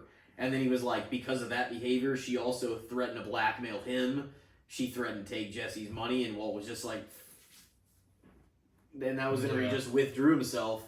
But that was definitely the first part of, like, you could tell the humanity was just escaping him. You know what I mean? Yeah. It was just like... She also wanted to kind of like... She wanted to run away with Jesse, right? But it was like... If that were to happen, but Walt said, he's like, I'm not going to give you the money because if you guys, and he said it, we're going to end up probably dead anyway. He's like, if I give you guys that money, you're going to be dead. Maybe he would have ended up happier. He's like, he wouldn't have gone through all the shit he ended up going through. He would have died on heroin with the lady that he loved. He was actually supposed to get written off early in the show, and people loved the character Jesse, so they like kept him around like a lot, which was obviously great because it changed. Like a lead in a lot of ways. Yeah, like, well, yeah, and like he lived on further than Walt. Like, yeah, he did. But yeah, all that stuff was wild. Honestly, yeah, man, should have just let him run off. Yeah, but he was like, you guys. He's like, if you guys are gonna shoot this up your arms or do whatever, he's like, I'm not giving it to you and stuff. And then she threatened to blackmail him, and then he's like, basically just, I guess I'll bring it. Fucking planes crashed. Yeah, well, because he let her die. Yep. And he went back to her dad, Mark. Fucking, no, it was Don maybe. Well, either way, he went back to work too soon. Mm-hmm. And that just kind of, because he was like giving different. He said like Jane in one of the air traffic control fucking things, and it was still. Yep. It was still eating at him. So inherently, he was responsible for that death, and then the death of the 168 people that were on the 737 plane. Yeah. And then they did the whole in the third season. They did the whole memory of like. The fucking ribbon and stuff, like I remember pointing that out when we were watching it and stuff, like all of them were wearing throughout the third season in remembrance of the plane crash that happened. But there was body parts all over people in the neighborhood's yards and shit, and like then they couldn't even access Walt's house, so like after Skylar told them to move out at the end of 2 because she's like, whatever it is, I'm too afraid to find out. Like if he's like, I'll tell you everything after he got his surgery, but right before he went into surgery, he was hopped up on the medicines. And he was still successfully holding a lot of these. Skylar was suspicious, but he was still successfully holding a lot of these like lies from her. And then she's like, "Did you bring your phone?" And he's like, "Which one?" And she's like, "What?" After dealing with several episodes before, he's like, confirming like, "No, I don't have a second cell phone," kind of thing. And so he gave himself away by doing that, and then she just looked into it whenever he was down under. Dope, man. Whenever he was down under, and being, basically like having surgery, and whenever he was getting out, she looked into all these things to see if she could uncover the lies. And whenever they did the 4 days out episode where Jesse fucked up and burned all their chances to leave, or to like leave in the RV, he was supposed to be visiting his mom, remember? And she's like, and she like named all the things towards the end of season 2 why he was lying, or she caught him in the lie and stuff. And she's like, "Oh, it turns out not only were you not there, or no, not only, did she not remember you guys being there for that weekend?" She's like, "I left, I dropped you off at the airport, but like Jesse picked him up from the airport. Obviously, she didn't know that." So she's like, "I dropped you off, I picked you up. Like, where were you? You're gone, 4 days and stuff." And she's like, not only does she not remember you guys being there, but she didn't even know you had cancer. Like, she caught him in all those fucking lies and stuff. And and then she was gonna leave, and then the crash happened, and then one thing led to another and stuff. And that was wild. And that was like going into season 3. Who was the last one? Jane. Yeah. Did I already say? I don't think so. Oh, okay. Well, Walt Jr. Alright. Old Walt. Walt Jr. Gambit here. Yeah, he is. He's doing pretty well. Who's he lost to? Gus? Hank. Gus! Hank and Gus. Okay, that makes sense. Alright, Walt Jr. or Tuco Solomon. I'm gonna probably go with Tuco also, to be honest. Like, I don't know where Tuco would rank all time, but his moments on screen, like, you can't take your eyes off him. You know? He's always hilarious. He would just snort anything you bring to him. Yeah, he was a wild. Dude, he beat his own guy to death. Off the knife and shit. For sticking up for him, basically. Yeah. Dude, can you imagine that guy just like backing up your own at the same time? You're like, all right, let's leave. Just fucking. I mean, that guy's a crazy dude. I think unless I had to speak, I just wouldn't around that dude. Oh yeah, you know what he's capable of. So it's just, you better just turns it into that. You don't think that they know that?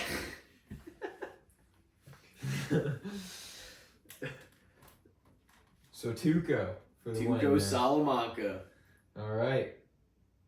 Is that a Last wrap? but not least. Last one. Oh shit. Walt Jr. or Gail Bedecker.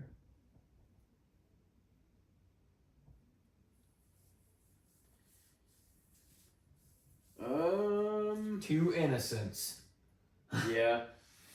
Two bystanders that were literally not let in on any of the information. Yeah.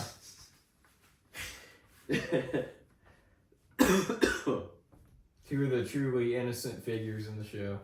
Yeah. They were. I mean, it wasn't until Hank apprehended Walt, cuffed him and everything, that, he told Marie, and then that was the last call Hank made before he died, and she went to Skylar, and she's like, "You better tell Walt Jr. I'm going to." And so they take him into a room, and all that's going on, and Jack Welker's gang is about to show up and fucking blast Gomez and Hank. And she just kind of drops it all on him there, and that was in I think that was the 4th to last episode, so it was like right before Osmond Days, and that was that one that I was referred to that's like the high. It was like the only 10 out of 10 in television history. Which, I mean, that was the phone call episode too. Like, Walt gets back, and because in the genius of the phone call was like after that happened, and Skylar's the one that actually pulled the knife, but then Walt was fighting with her over because he was trying to prevent him from being sliced, and then she sliced him anyway. and then they kind of tackled each other, and then Walt obviously got on top of, because he's like, well, my dad's more of a threat to my mom than my mom is to my dad, so I'm going to tackle, him and whatnot, and then, he protects his mom and everything, and then he leaves, and then the cops come. But Walt's smart enough to know that when that happened, he was getting ready to take the journey to, going away with the guy that just makes you disappear. And this is obviously towards the very end of Osmond Days. But he, makes the phone call, and, in doing so, he's trying to, let Skylar off the hook, even though they're still going to go after her, because he's, he was trying to paint it, once they already knew some of those facts about him, and that Hank arrested him, and something, they're like, what the hell happened to him and stuff then? And then she even asked him, where's Hank? And so he just fully went into it, and this is the genius Bryan Cranston acting too, as Walter is he was trying so hard to hold it together on the other end of the line, but he had to say the right words to portray the story that he was trying to portray, which was Skylar was a victim and I was the one, whether, because she was in on it at a certain point, but she kind of just, was put into this tight spot, as we were talking about earlier, and she just, went with it. Right, wrong, obviously not right, but wrong or whatever. It's just that was kind of the position she was in, but he's like, well, at least if I put this on me, I can kind of exonerate my family, at least in the short term, because I can kind of make it look like they're the victims and I'm the one that did all this. You know what I mean? Yeah. And even Saul said, after that, he's like, what has she really seen? What does she know? And she really didn't know anything. The only thing she knew about was, that he's got money somewhere.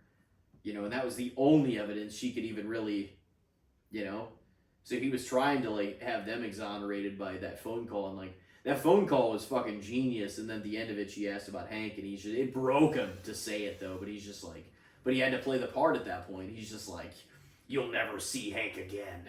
Yeah. And and she's like, come home, Walt. And that was whenever he's like, I've still got things left to do. And he fucking broke his phone, untraceable, throws it out, fucking takes off with the disappear guy, stays there for a few days, and then he goes up to New Hampshire. New identity. Yep. Live in the middle of nowhere just to stay out of the way and not get fucking, put in prison.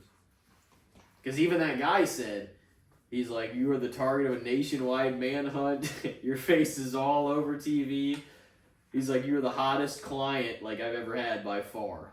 Just in terms of people going after him, Yeah. Because by the time that all happened, then they're like, where the fuck is Hank? And the only person we connect him to is Walt, because they had the phone call and they had all that stuff. So he was the number one probably person wanted in the country once that happened.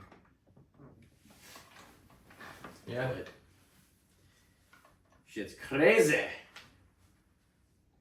So is that the last one? Yeah. Gale and...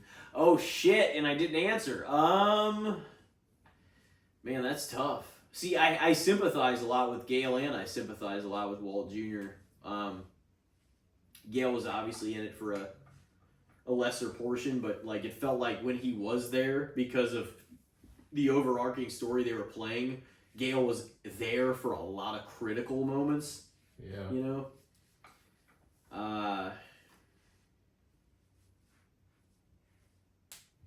I might give this one to Gale, I might throw him a bone here. This isn't one it's a little bit difficult, because neither one of them is one of my perhaps elite characters per se in the show, but I do like and sympathize with both of them a lot. And it's kind of Gale was wrong place, wrong time, and just it was purposely portrayed overhead of Walt Jr. the entire time this stuff was going on, just so he wouldn't know about it, and that would feel like a betrayal, most certainly from both parents. You know what I mean? It would be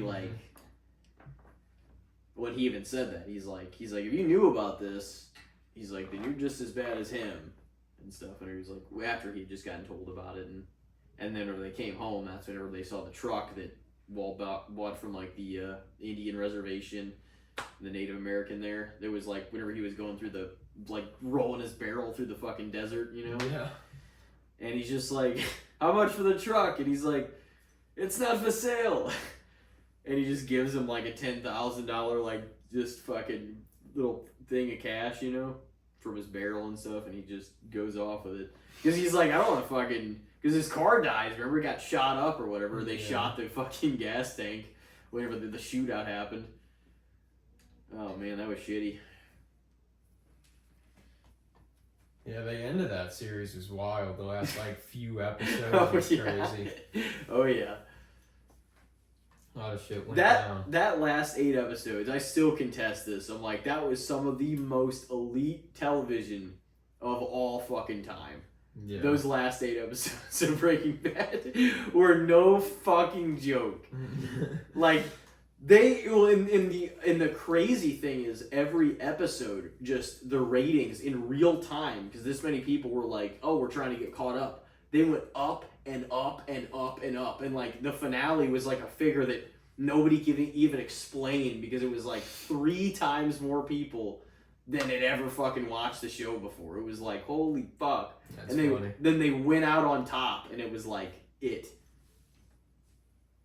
Yeah, it's pretty funny. Yeah, it was crazy, but it just, the last 8 especially, like, I think a lot of people probably got caught up like that first, the first part of season 5, and then like the second part too, especially once they knew it ends with the ultimate cliffhanger, is Hank reading the To My WW in the Walt Whitman book, Leaves of Grass. Just, that is like the ultimate cliffhanger. This whole time. Figured him out. And then you had to wait like another year before it came out.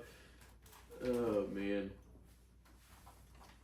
Anyway, I guess that's this or that, right? Yeah. Alright, well, I guess it's time for a good old-fashioned break before we come back with the good, the bad, and the shits. Ladies and gentlemen, we will be right back. Stick around. Ladies and gentlemen, we are now back from our break, and it is time for a good old round of the good, the bad, and the shits. You want to lead it off? Yeah, I can.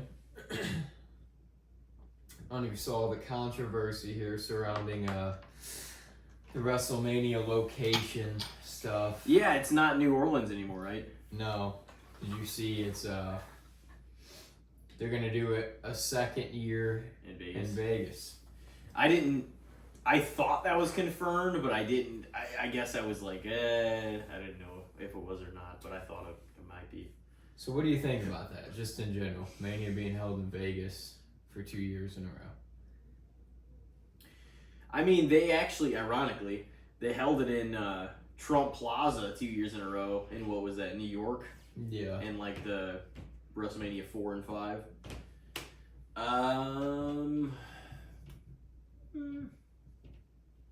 I mean, if it did some booming business, like, that's really cool for Vegas, but I mean, it does kind of suck for New Orleans. What was the actual reason given for that? Do you know?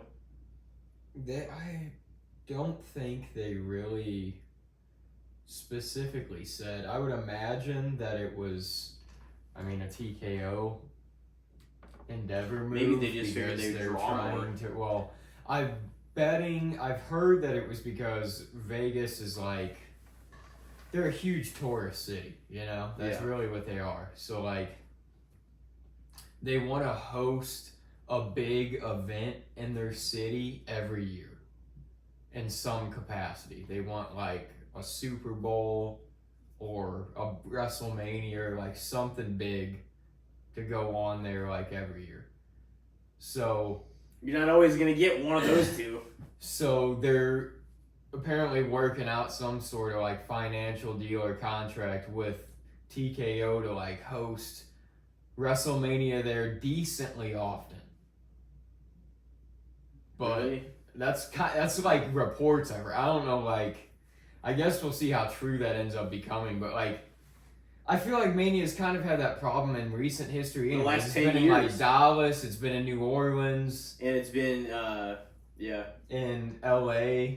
Yeah. Those are like the spots. It's been in like the same few places. So, I don't know. That's kind of a bummer if that is the case. It feels like the last 10 years they've put it in the same 3 places. Or 4. Yeah. You know?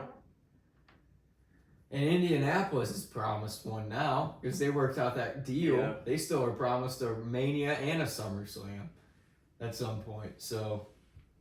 And they already got what, the SummerSlam? They got the Royal Rumble. Oh, okay. Because it was like those three they were gonna get. Okay, so they already got that one. Yeah.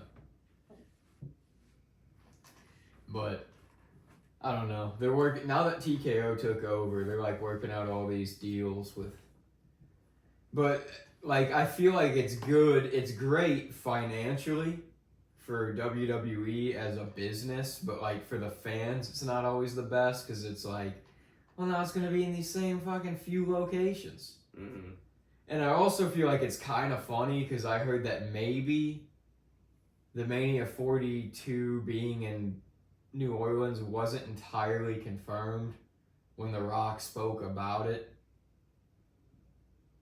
But, like, he's The Rock, so he did what he wanted to do, kind of. Yeah. But it's sort of funny because, like, Cena kind of did that last year. Not in the same capacity, but, like, he riled up that London crowd and was like, oh, we gotta get a WrestleMania here soon. So, like, Triple H is probably like, you two need to shut the fuck up, man. Yeah.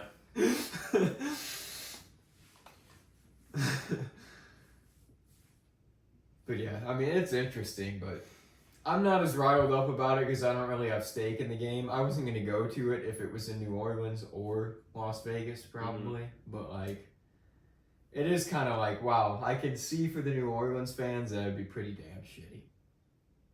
If you were, like, from the South, if you were around there, like, say if you were, like, Texas, Louisiana, Alabama, Mississippi, Florida, Georgia, even, Tennessee, like, around that area, you'd probably be like, oh, fuck yeah. Like, it's gonna be close. Yeah. I might hit that. But now, it's, like, way out there. Yeah. Yeah, it's much further. I don't know. I did kind of like, that felt a little... I mean, it's kind of like what you said. Like, I'm not gonna go to. They didn't go to this year's. I'm not gonna go to next year's, regardless of the location. Like, I mean, if the opportunity came up somehow and it was right and it made sense and it was somehow the cost wasn't necessarily a thing, or it was really cheap, or just whatever. The tickets to WrestleMania are now more than ever. Yeah, are outrageous. So, I don't know. So I don't necessarily care from that. From a fandom point of view, I want to see more different places, and of course, every now and then you're gonna repeat. It would be cool. You need to be able WrestleMania like London. A ton of fans, yeah. Well, the whole thing with that is over here it would just air at a motherfuck time. Yeah, that would that's be the problem. That's probably one of the biggest reasons they've never held it overseas before. I mean, they've held it in Canada, but that's not overseas. Yeah, it's not gonna really fuck up the home market too much. No, I mean, because most of theirs is still a lot of the same times we have. Yeah.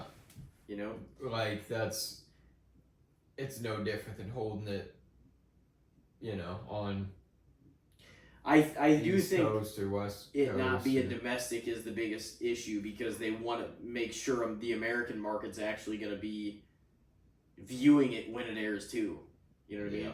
If it's at 12 p.m., but now it might not be as easy.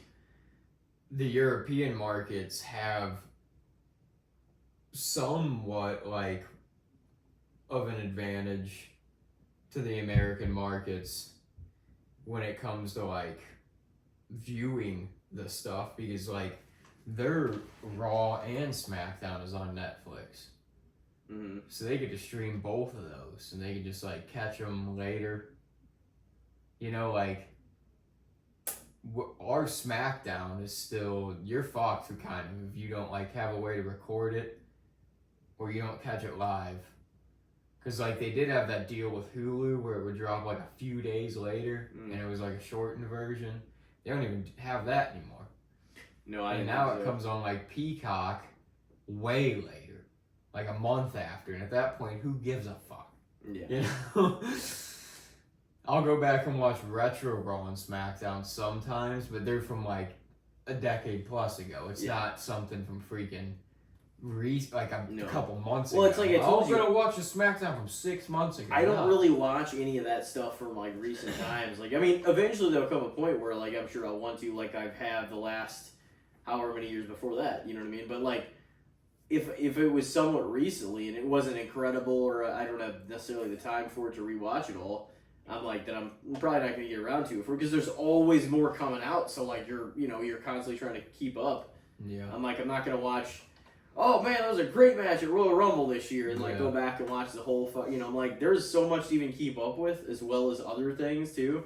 That I'm like, I can't always be only watching wrestling either. And there's so much wrestling content now that if you really wanted to keep up with it like that, you would almost, and still have a life, you would almost only have to watch wrestling.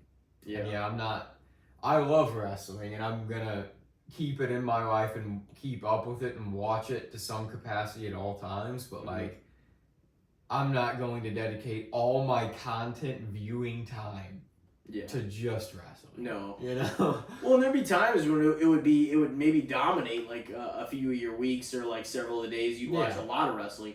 But like then there's times where like over the summer, obviously SummerSlam's big, but like over the summer things start to cool down a little bit and there's other things. Yeah, I mean I still keep up with like the weekly shows, but I'm not. I know what's going on this past weekend. I did watch some of the clips, but I didn't watch the show. Yeah. Even if I'm not paying the fullest attention every episode, if I'm home and nothing's happening, it's on, you know? But yeah, outside of that, I'm not like, oh, I gotta, you could keep up with NXT and TNA and Dynamite and Collision. Like, you could watch all of this shit. Yeah. And like, now what do they got? Dude, a lot of people just stream indie wrestling on the app and shit like that and watch different shows from all kinds of other shit. I'm like, that's I am really looking forward to Worlds Collide, though, that AAA No, that's gonna be show. Sick.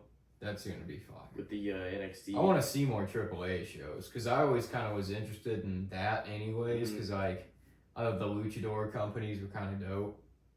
And like Triple Mania always sounded cool. That was like their big event every year. And now I'm like, oh fuck, like WWE acquired them, and it's like a legit Mexican luchador company. Yeah. So I'm like, it'd be cool to like have access to seeing some more of those shows. It would. But even that, I'm like, I would watch it, but I can't keep up with that all the time, you know? Yeah. If we gotta do this, run this weekly now, like there's no way. But I don't think it's gonna be like that. It's kind of like the partnership. It seems like they have with TNA a little bit, at least at this point. It's a lot of content, man. But it seems a little further with than TNA though, because like they're running a full-on like duo show. So who knows? They say like WWE acquired AAA, it'll be interesting to see how they mesh with AAA and everything. And I hope they keep it a separate. It should just be like a Mexican luchador WWE affiliated company. It shouldn't be like, oh, we're just gonna bring the big names from this company into WWE. No, they should just own it and leave it alone. Yeah. That would be great. Because then they'd have the financial backing, but not like. And then we would have access to like watch their stuff every now and then, and like you could do crossover shows with them. The problem is if everything they acquire, the same people have their hands on, every show becomes the same show. Yeah. You know what I mean? And you don't want that. Like you want different. TNA is different for what they've established themselves, and AAA is much different. And NXT is even different than Raw and SmackDown. And like you want these things to stay separate. I mean, like, if they're owned by the same person, that's okay, but it's like, you want them to be ran creatively, to the best. Well, really, like, just to kind of be what themselves. You know what I'm saying? Like, you want it to be, you don't want it to have, it's nice, though, because it's not like, oh, they have to worry about, ticket sales or this and that. It's like, if you got the financial backing of WWE, you're going to be okay. You know what I mean?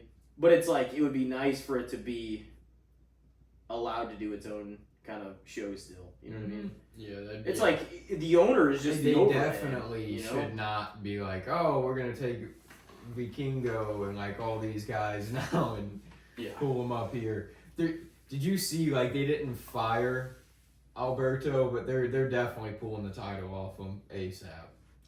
Yeah, I heard about that. Alberto. They're like, oh. He's like, he thought he got away. He's like, I'm down in Mexico. That's so I'm doing my thing now. And then they acquired that company. And they're like, take the belts off. That's funny. So it's back-to-back years, right? What? The Mania, the good, the bad shits. Yeah. Being in Vegas. I'm not necessarily a big fan of it being in the same place 2 years in a row, and I certainly don't think it should be in the same place beyond that, consecutively. I'm gonna say fair. I mean, if they can make it unique next year too, and it actually is decent, like it might be cool.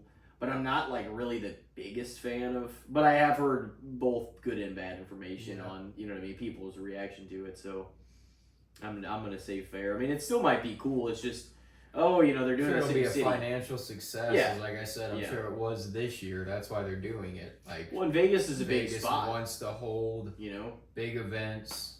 They probably offered them a good chunk of change to come back again. Mm-hmm. And they're like, well, from a financial standpoint, it was a success. Even if the wrestling fans, all the internet wrestling fans, were all saying, oh, the crowd seemed dead, blah, blah, blah. In Mania? They made a lot of money. Yeah, that's what they said, especially night one. It just felt like the crowd wasn't making a lot of noise. They did the main event? In like the big stadiums, it just feels like that a lot. Well, the sound goes up and out. Yeah. Doesn't stay in the building. Yeah, I'd probably say fair though. I'll hit you with my one of mine here. Something I just popped into my mind the other night because I was thinking about like when we used to go to the candy store as kids and stuff, and I'm sure you've had them since then. Well, what do you think about those little candy cigarettes? They used to come in a little pack. Like sometimes they used to come in like an actual bigger pack, like they were cigarettes. And then they started making them in Marvel, and they do the little tiny two stick packs. I always thought that little candy though, it was so fucking simple, but I thought they were great. I liked when you get the stack of them in there. It was like a pack of chalk. Yeah. You just poured out the little sticks of them. Yeah. We used to call it the marshmallow store. Just puke. The store we went to. It was like somewhere in Imperial. I forget where it was. I don't know if it's still there or not. And they had the one in the mall too. Yeah. Man, yeah, there was one in South County too, and that one just shut down. Not those independent stores are. This one, there was one that was like a local place, and just I mean, well, there's some obviously those in the mall. Did they have the candy cigarettes in the stores in the mall? I don't know if they did or not. You remember the Marvel ones and the two stick pack though? Mm-hmm. They had they put Wolverine, Spider-Man, the Hulk on them all, Iron Man, and I used to get those too. I thought they were really, dude. The stick and Fun Dip, that's underrated as fuck. The stick was great. I mean, that stuff is just pure sugar. You're just eating. Yeah. But well, that's what candy is though. Most of it. Yeah. I mean, but fuck, it's good. It is. Know? No, Fun Dip was phenomenal. That honestly, sugar the candy is cigarettes so too. good. And the candy cigarettes, the stick itself basically was the Fun Dip stick. It was it was the same flavor. Yeah. So, I think they're underrated because I think they're good. I don't think a lot of kids today have them. They probably haven't even tried it. It's not like a candy you see or hear about, or people don't hand them out at fucking Halloween. No, they should though. You're not getting them. Where do you even find them? You'd have to order them online, maybe. Yeah. I don't know. Some place like that. Maybe like I feel like they used to have them where you could actually apparently puff them and puff out like smoke. The same as Dollar Tree, where I found those fucking Sweethearts chews. I'm pretty sure they have them. I don't know. I feel like the dollar store would have them. Yeah, I do too. Like a place that might. Dude, I should just go right down to that fucking Dollar Tree, but I still haven't because I'm like, you know. They feel like like a Dollar General or a Dollar it's Tree. $1.25. No kidding. But I need to go in there. But I always just go over and go in there and go to Walmart, and I'm like, I'm just ready to go back, Plus, if you have cold shit, you can't exactly fucking ride around town. You gotta hit there first. Yeah. I should go in there though. See what the fuck's going on. For what can I get for $1.25? I mean, you could charge fucking 4 times that for this 1 pack of the Sweethearts chews, and it'd be worth it. Yeah. But they don't have those. Sweetheart chews. I don't know. I don't know what's going on. I don't know what's going on in the world. They got rid of like the best candies of all time. No, they still have some great ones, but what's going on with some of these other ones? Nowhere to be found. I think that's just because they were referred to as candy cigarettes. That was the thing. They tried to remarket them as candy sticks. They started saying that. They can say that. But that never took off. Everybody still saw them as candy cigarettes. Everybody called them that. It's not a reason to fucking discontinue them. Who gives a fuck what everybody did? They're like, this is gonna give kids the wrong message. We gotta fuck over big tobacco in any way we can. Was it really worth fucking eliminating one? Yeah, and meanwhile they're like, they need to eat more healthy candies. Yeah, what the fuck kind of healthy candy is that? That's what I mean. What the fuck sense does that make? To eliminate one? Hey, fatso, eat a Twix bar instead. Yeah, or like eat a fucking salad, or eat some eggs and steak. Stop eating fucking fatty foods. I mean, that's what the message was basically saying was, you can't have these candy cigarettes anymore, fatso, so go have a Twix. But I'm really telling the fatties they should. Oh man. But yeah, candy cigarettes underrated. Overall, I would say. Oh yeah, I think so too. Bygone era. These kids are all shit out of luck. They should bring back the ones that you can puff out the smoke. Yeah. Fuck it. Those things were good. The candy cigarettes were, the flavor of those were like the Fun Dip stick. It was just like, I can't even really describe what it was, but it was just satisfying. Yeah. It was good. It was swell, man. All right, my second topic here. This is a little bit of a random one, but what do you think about traffic circle roundabouts? Do you feel like they're efficient? Or do you feel like they're confusing and you kind of fucking hate when you come across one? I mean, I think they're kind of fucking dumb. But I just drive where I'm, I guess, supposed to. I mean, I don't usually drive anywhere with that. With roundabouts? You don't come across them? Well, not the way I imagined it whenever you said that, no. It's like where you go around the circle and there's the bunch of different exits. Yeah. I don't really come across them that much. I mean, I have, obviously. Well, like that fucking Rollins got like several of them.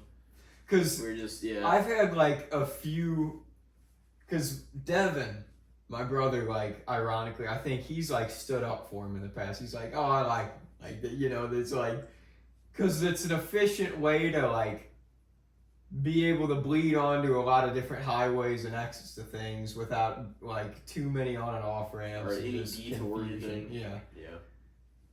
But like, Haley, I've been in the car with her a couple times where we've gone through a roundabout, and I don't know what it is, if it's just the way she goes around the roundabout as well, but like, it's confused me too, the way we swing the car around, but like, she takes the wrong exit on the roundabout, or we just end up being like, oh fuck, that was what we were supposed to take. Yeah. And we gotta go back around the roundabout. I have missed the one that I'm supposed to turn on multiple times on those too. But luckily, that's the efficient part of a roundabout. Is if you do miss it, you can just kind of come back around to it. You don't got to be like, oh, fuck, and then go down another whole exit. Yeah. I mean, I think they're, like, a little goofy in ways, but I also, like, see why they would be useful, you know? Yeah. I mean, I would probably say fair. Like, I was kind of leaning towards overrated, but, I mean, I get it. I just also, I don't run into the situation where I have to use one very often, to be honest. Yeah, I mean... So far, at least. I've definitely ran into them, like, a decent amount throughout my time of driving, but I'm like... I don't really feel like there's a lot of places that I go around here. Yeah, I'm trying to think of where necessarily, specifically, there is one that I can point out. I think the one that we most recently ran into, and that was one I never ran into, was up in, like, Lake St. Louis. I know there's one in, like, Herculaneum, because they just did all that reconstruction and stuff down there. There's one down in Imperial, actually. Because, yeah, delivering pizza, I had, like, a few roundabouts that, like, weren't there when I started delivering, but, like, as they kind of started building the area up more and more and shit, they're like, oh, we're gonna fucking put roundabouts in. It's just, like, the new thing with traffic, I guess. This is, like, their new fucking experiment. Just don't miss your turn too many times. You'll fucking make yourself dizzy. Just spinning in the circle. It's like it's like those circular walk-through doors into the hotels and stuff. Yeah, with the 4 little cuts in there. That's where fucking Noah got trapped in The Walking Dead, and then the zombies ate the hell out of him. Yep. Nicholas, man, he fucked him over. That I feel like you see those kind of doors get used a lot in like that kind of shit. Yeah. Like apocalypse stuff, or just in like movies and stuff in general. It makes like it dramatic because you can always have the moment where somebody gets into it right next to you or behind you or stops you from getting further in it, you know? Stops the doors. So it kind of makes Or you can go the whole circle and come back out and leave them on the other side. Man. Yeah, I'm going to go with the old fair, I think, for that one. Alright. Oh, man. What do you got for me here?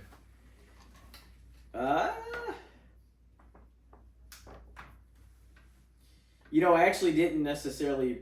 Maybe I'll just throw my other food one out there. Why not? Because I got one prepared if it's that, instead of trying to be too clever, you know? Because there's some that I could come up with on offhand. I just did, but I'm like, maybe I'll just go with what I was thinking. Go with the prepared one. Yeah. What do you think of toaster strudels? I mean, I ate them growing up. I also ate those toaster scrambles with I used to call them a bacon, egg, and cheese thing. That's what I would say. You'd be like, I got a toaster strudel? Like, Mom. I'd be like, no, I want those bacon, egg, and cheese things. But it's like, it's really a toaster scramble. But like, that was actually really efficient too, because like, those were really good. Yeah. You know, make them and they had the bacon, egg, cheese, whatever the hell in them too. Like a thin breakfast sandwich in some ways. Simple. For a kid, you know? Yeah. But I mean, I bought them. I remember buying them probably not too long after I moved back here. I think in my apartment. I was like, oh, and then I burned the fuck out of a couple of them, I'm pretty sure. I messed them up. Yeah, that's the thing with them. Like, the scrambles. Sometimes it's a little hard with the strudels even to like, you can make the outside too crusty and then like the gel, like the strawberry gel or the cream cheese isn't fully cooked. Or blueberry. Yeah. Those are good, and then the icing on top. Oh yeah, I really liked toaster strudels, honestly. I had them a lot more growing up. I feel like I bought them some when I like got out on my own, but it wasn't like a common thing I bought. I might have to pick some up again now that they're in my head. I just haven't thought about them much in recent history. But yeah, they're really good. But I haven't eaten an actual toaster strudel in a long time. The icing is like also to die for on those things. That's the thing. It's hard to not want to use up the icing before the amount of strudels. You know what I mean? Like, well, the jelly stuff inside's so good too. yeah. You know. Do you like it more than Pop-Tarts? Pop-Tarts you can warm up, or you could just open. That's the thing. I think Pop-Tarts might have them beat because Pop-Tarts you can just have either way. Mm. I haven't even. And there's a lot of different flavors of Pop-Tarts too. I haven't eaten those in a minute though. I went on another kind of era for like a few months there. I was eating them, and they were good. But I was like, yeah, this is just probably shouldn't be doing this. Yeah, eating all this. I feel like Pop-Tarts too are one of those things now that I am an adult, like that I still enjoy occasionally. Like I'll buy a pack every now and then and really enjoy, but I like can easily burn myself out on them if I have too many of them. Like they're like, it's the same thing with like almost any kind of cereal.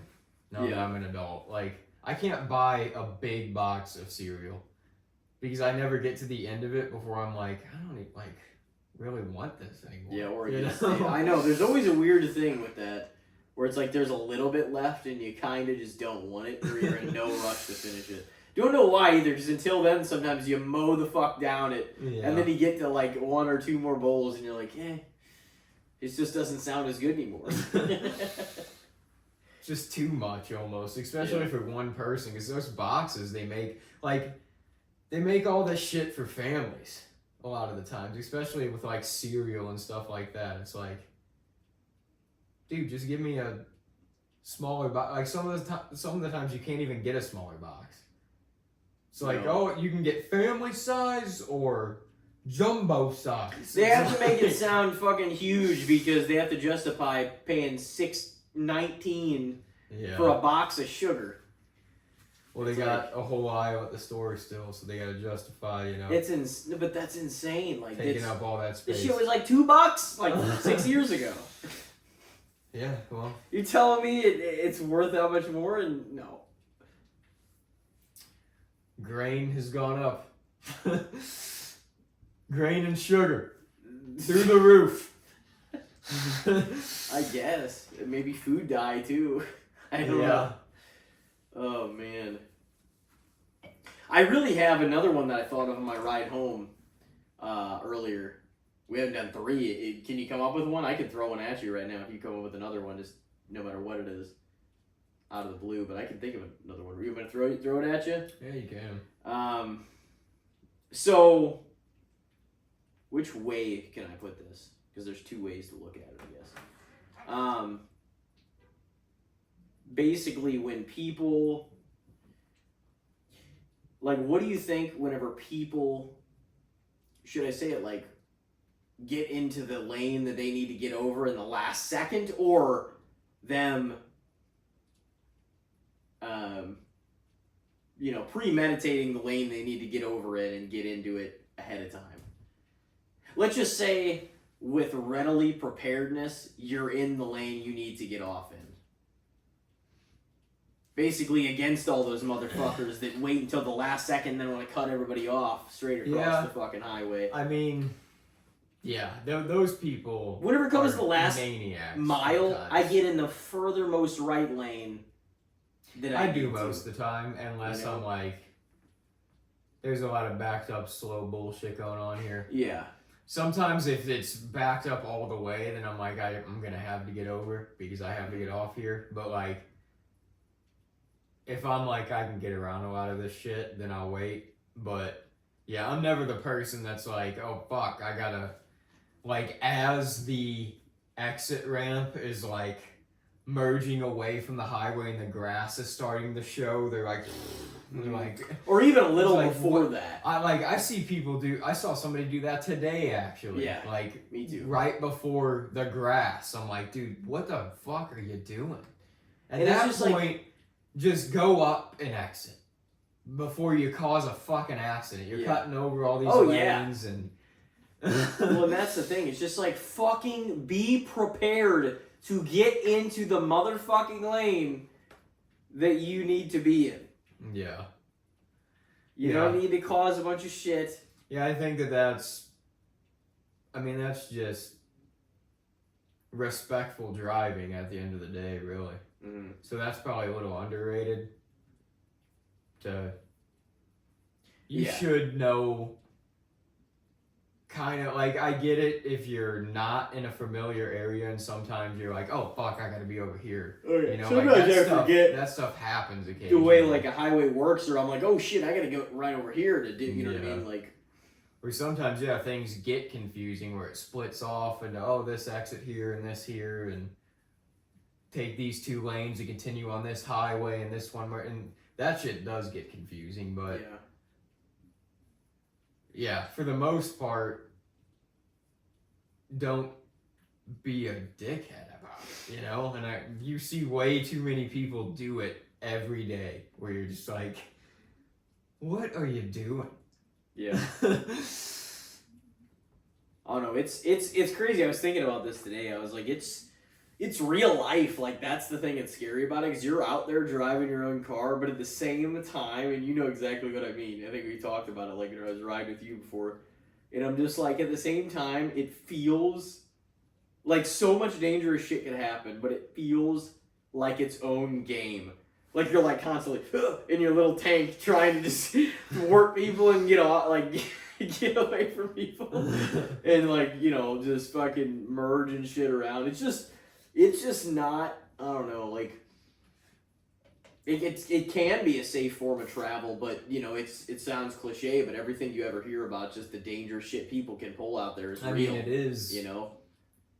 It is chill and safe if you go about it that way, and, you know, it really can and should be, but yeah, at the same time, it's also like, every time you drive, it's in its own way life-threatening, because you have no idea. People die by car all the time. Yeah, you have no idea what there's somebody in a rush that's going fucking 90 is about to like do around you and shit. You know, somebody could just smoke you head on, you know? Yeah. So it's like, there's definitely a randomness factor to it that is understandably scary, I feel like, too, to a lot of people.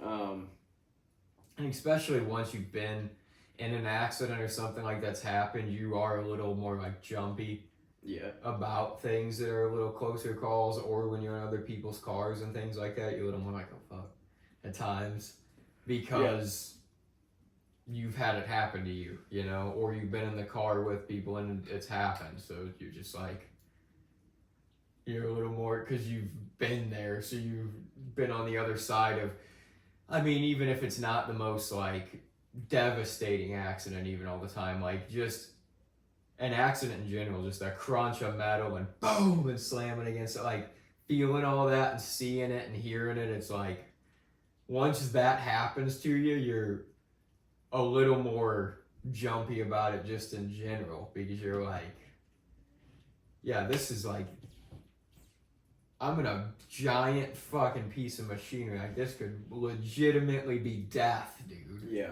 You know? It's kind of crazy because, like, the speeds you're going out there, just something fucking heinous can happen anytime, you know?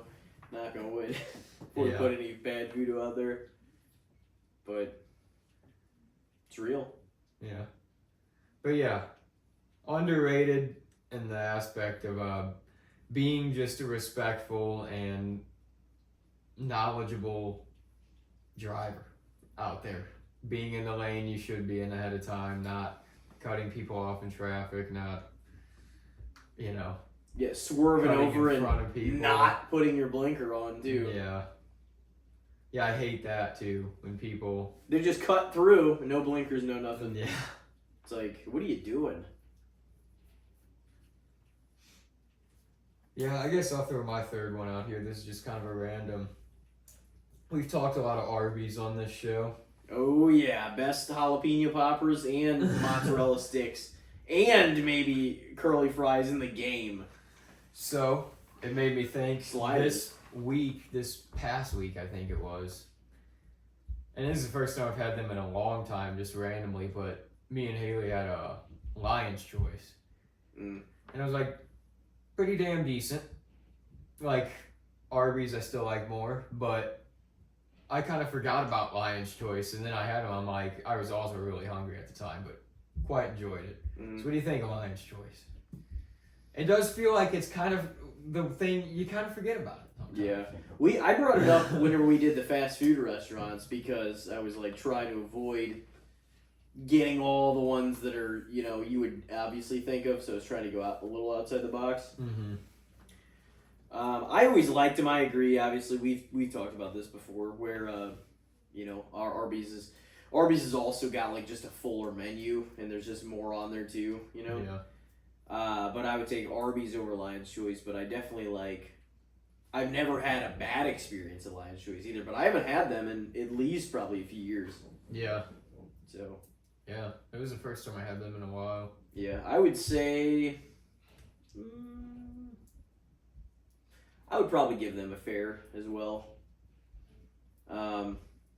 They're solid, but I don't really think their shit's incredible enough for me to call it underrated. I mean, maybe if it gets overlooked, and maybe that's a reason it's a little underrated. You can tell it's good meat. Yeah, like their stuff. But yeah. Hey, we fucking slice that shit in a block at Arby's. So maybe my grandpa was like. He's like, well, how does it get made there? I'm like, it's a block, and we just put it in the fucking cooker and take it out, put it on the slicer. He's like, it's just a block of meat. Block of beef? Yeah, it's a block. Roast it up. Just yeah. That's roast beef, man. Oh, man. Yeah, that first, couple slices, whenever it's getting, the ends, it's not good meat, though. You gotta, you gotta get into that thing. Yeah. A little bit, for sure. That's just how it is, I think, with me. That's, the end stuff, that's the stuff you give to the dog, I would probably, maybe lean, underrated. But, I don't know. It'd probably in that ballpark, at least. I'd probably say fair, but I do think they get overlooked, especially nowadays, Yeah. Because Arby's is still a powerhouse. Yeah. And obviously Mickey D's. Arby's is running the roast beef game. Yeah. Well, Arby's, now they got a burger. Oh, I tried it actually. I had a week or two ago. I had Arby's too. And I tried their actual burger, and it was pretty damn good. Now they got a burger. They got all these roast beef sandwiches. They got brisket, steak, turkey, buffalo chicken, regular chicken, sliders. Fucking, they got the whole deal, man. You got it going on. Onion rings. You're still an Arby's advocate over here. I'm still an Arby's advocate. All these years. Sure. I would do the commercials if they asked me, I felt they did a pretty good, Marcellus Wallace. Arby's! But, yeah. They had a great social media team, too. And I'd advocate having the meats, that's for sure. So. But Lion's Choice, would you give them a... I mean, I said fair, but I could kind of also see why they might be a little underrated. Because I think that they're overlooked. You know what I mean? And so that might be one of the reasons. But I don't know. I don't necessarily think their food is underrated, but they probably don't get as much, or I don't know what kind of business they're getting or not. But they I just haven't really. You don't hear about them in a continuum the way you always, Taco Bell, McDonald's, Burger King, Arby's, you know what I mean? The same ones that are refloated Wendy's, which, Wendy's and Arby's are definitely two of my top three for sure. Fast food places. Fast casual, that's what we are. The fuck does that mean? You come sit down and chill and have Am I gonna wear a suit? Vibe in there.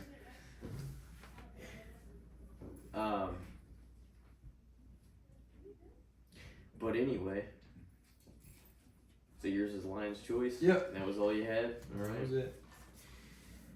Well, I think I answered that adequately. I mean, I don't know. I mean, I guess I kind of put an in the middle answer even on that, but I would probably say fair, but I would lean underrated in ways because of it being a little anything, overlooked. I'd see it being underrated.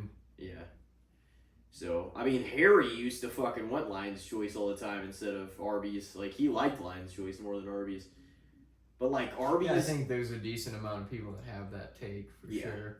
Arby's has such a fucking, complete menu to me, though. They have so much stuff. And they have Euros, too. They do. So, they've got great ice cream and shakes. They got great cookies. Their turnovers are not worth it. Don't fucking buy those. Because it's like very light glaze of anything, and then just like a roll. It's like, what the fuck are you paying for this for? And it's probably like $3.99. Not worth it. That's, I feel like, most of the fast food places' desserts, though. They're like tiny and overpriced. The none of them are probably worth their price. Well, the shakes are worth their price. Yeah. The cookies and the turnovers are probably overpriced. Though. But the cookies are actually good, whereas the turnovers, it's a bunch of bread. I mean, Subway's cookies might be worth it because they're fat. But, like, that's like it for fast food dessert. And that's not really fast food, but they kind of are. Who knows, too? They probably raised the price and made the portion smaller of Arby's cookies, too. Yeah, probably. Yeah, well, so it's definitely not worth it. You shouldn't be paying $3 for one cookie, I hate to tell you. Yeah. But hey, man, depends on how damn good that cookie is. I might pay $3. It's an oatmeal raisin cookie, maybe. I wouldn't, man. You might have to pay me $3. Nobody's gonna do that. No, they're so good.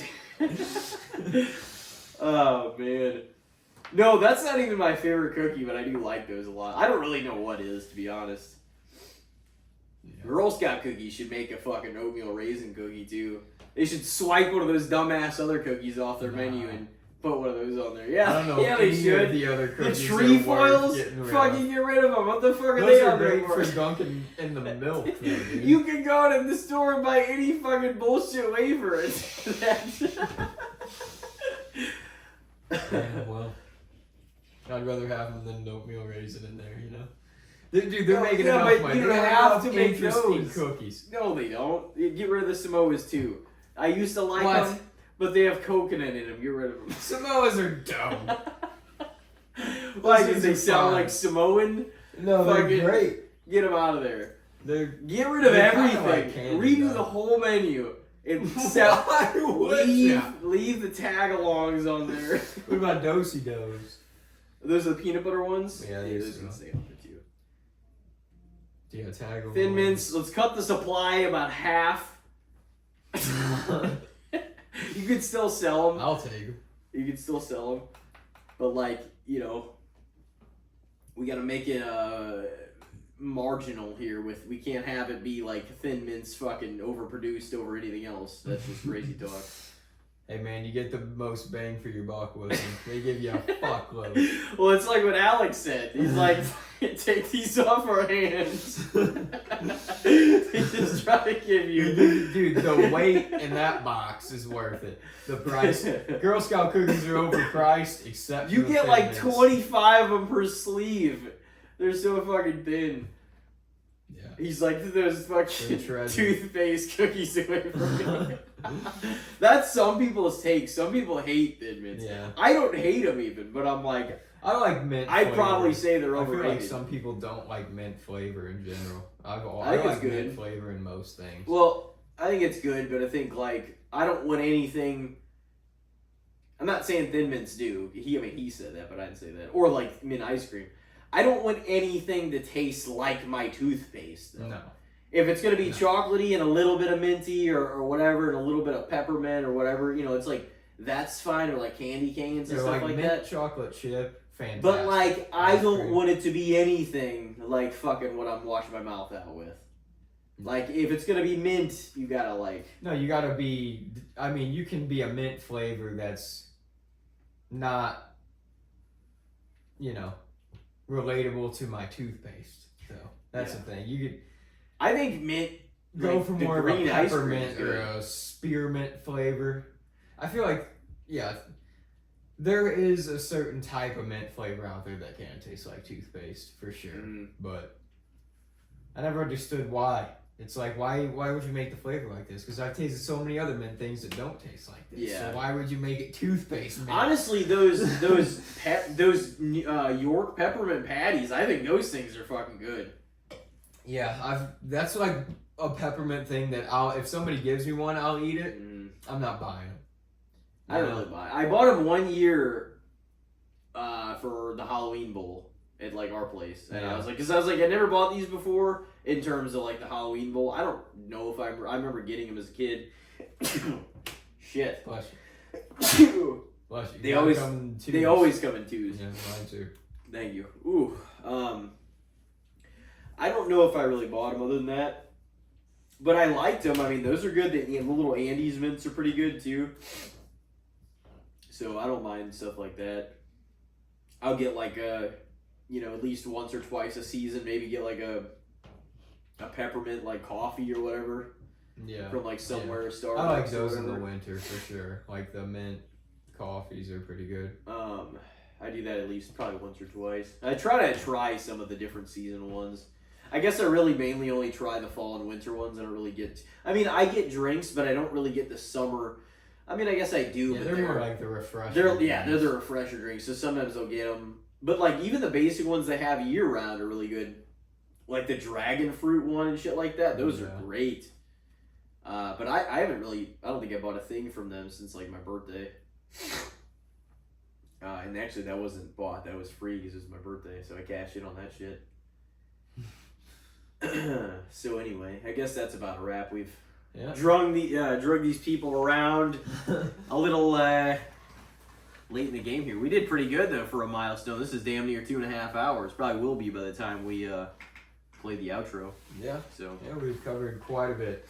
We did indeed. Well, ladies and gentlemen, thank you very much for tuning in. Yeah, thank you. 180 episodes in. 180 episodes. We flipped the switch on you. Coming up close to that 200. So, well, everybody take care of yourselves out there. Thank you for listening to us, and we will see you on 181. Have a great week.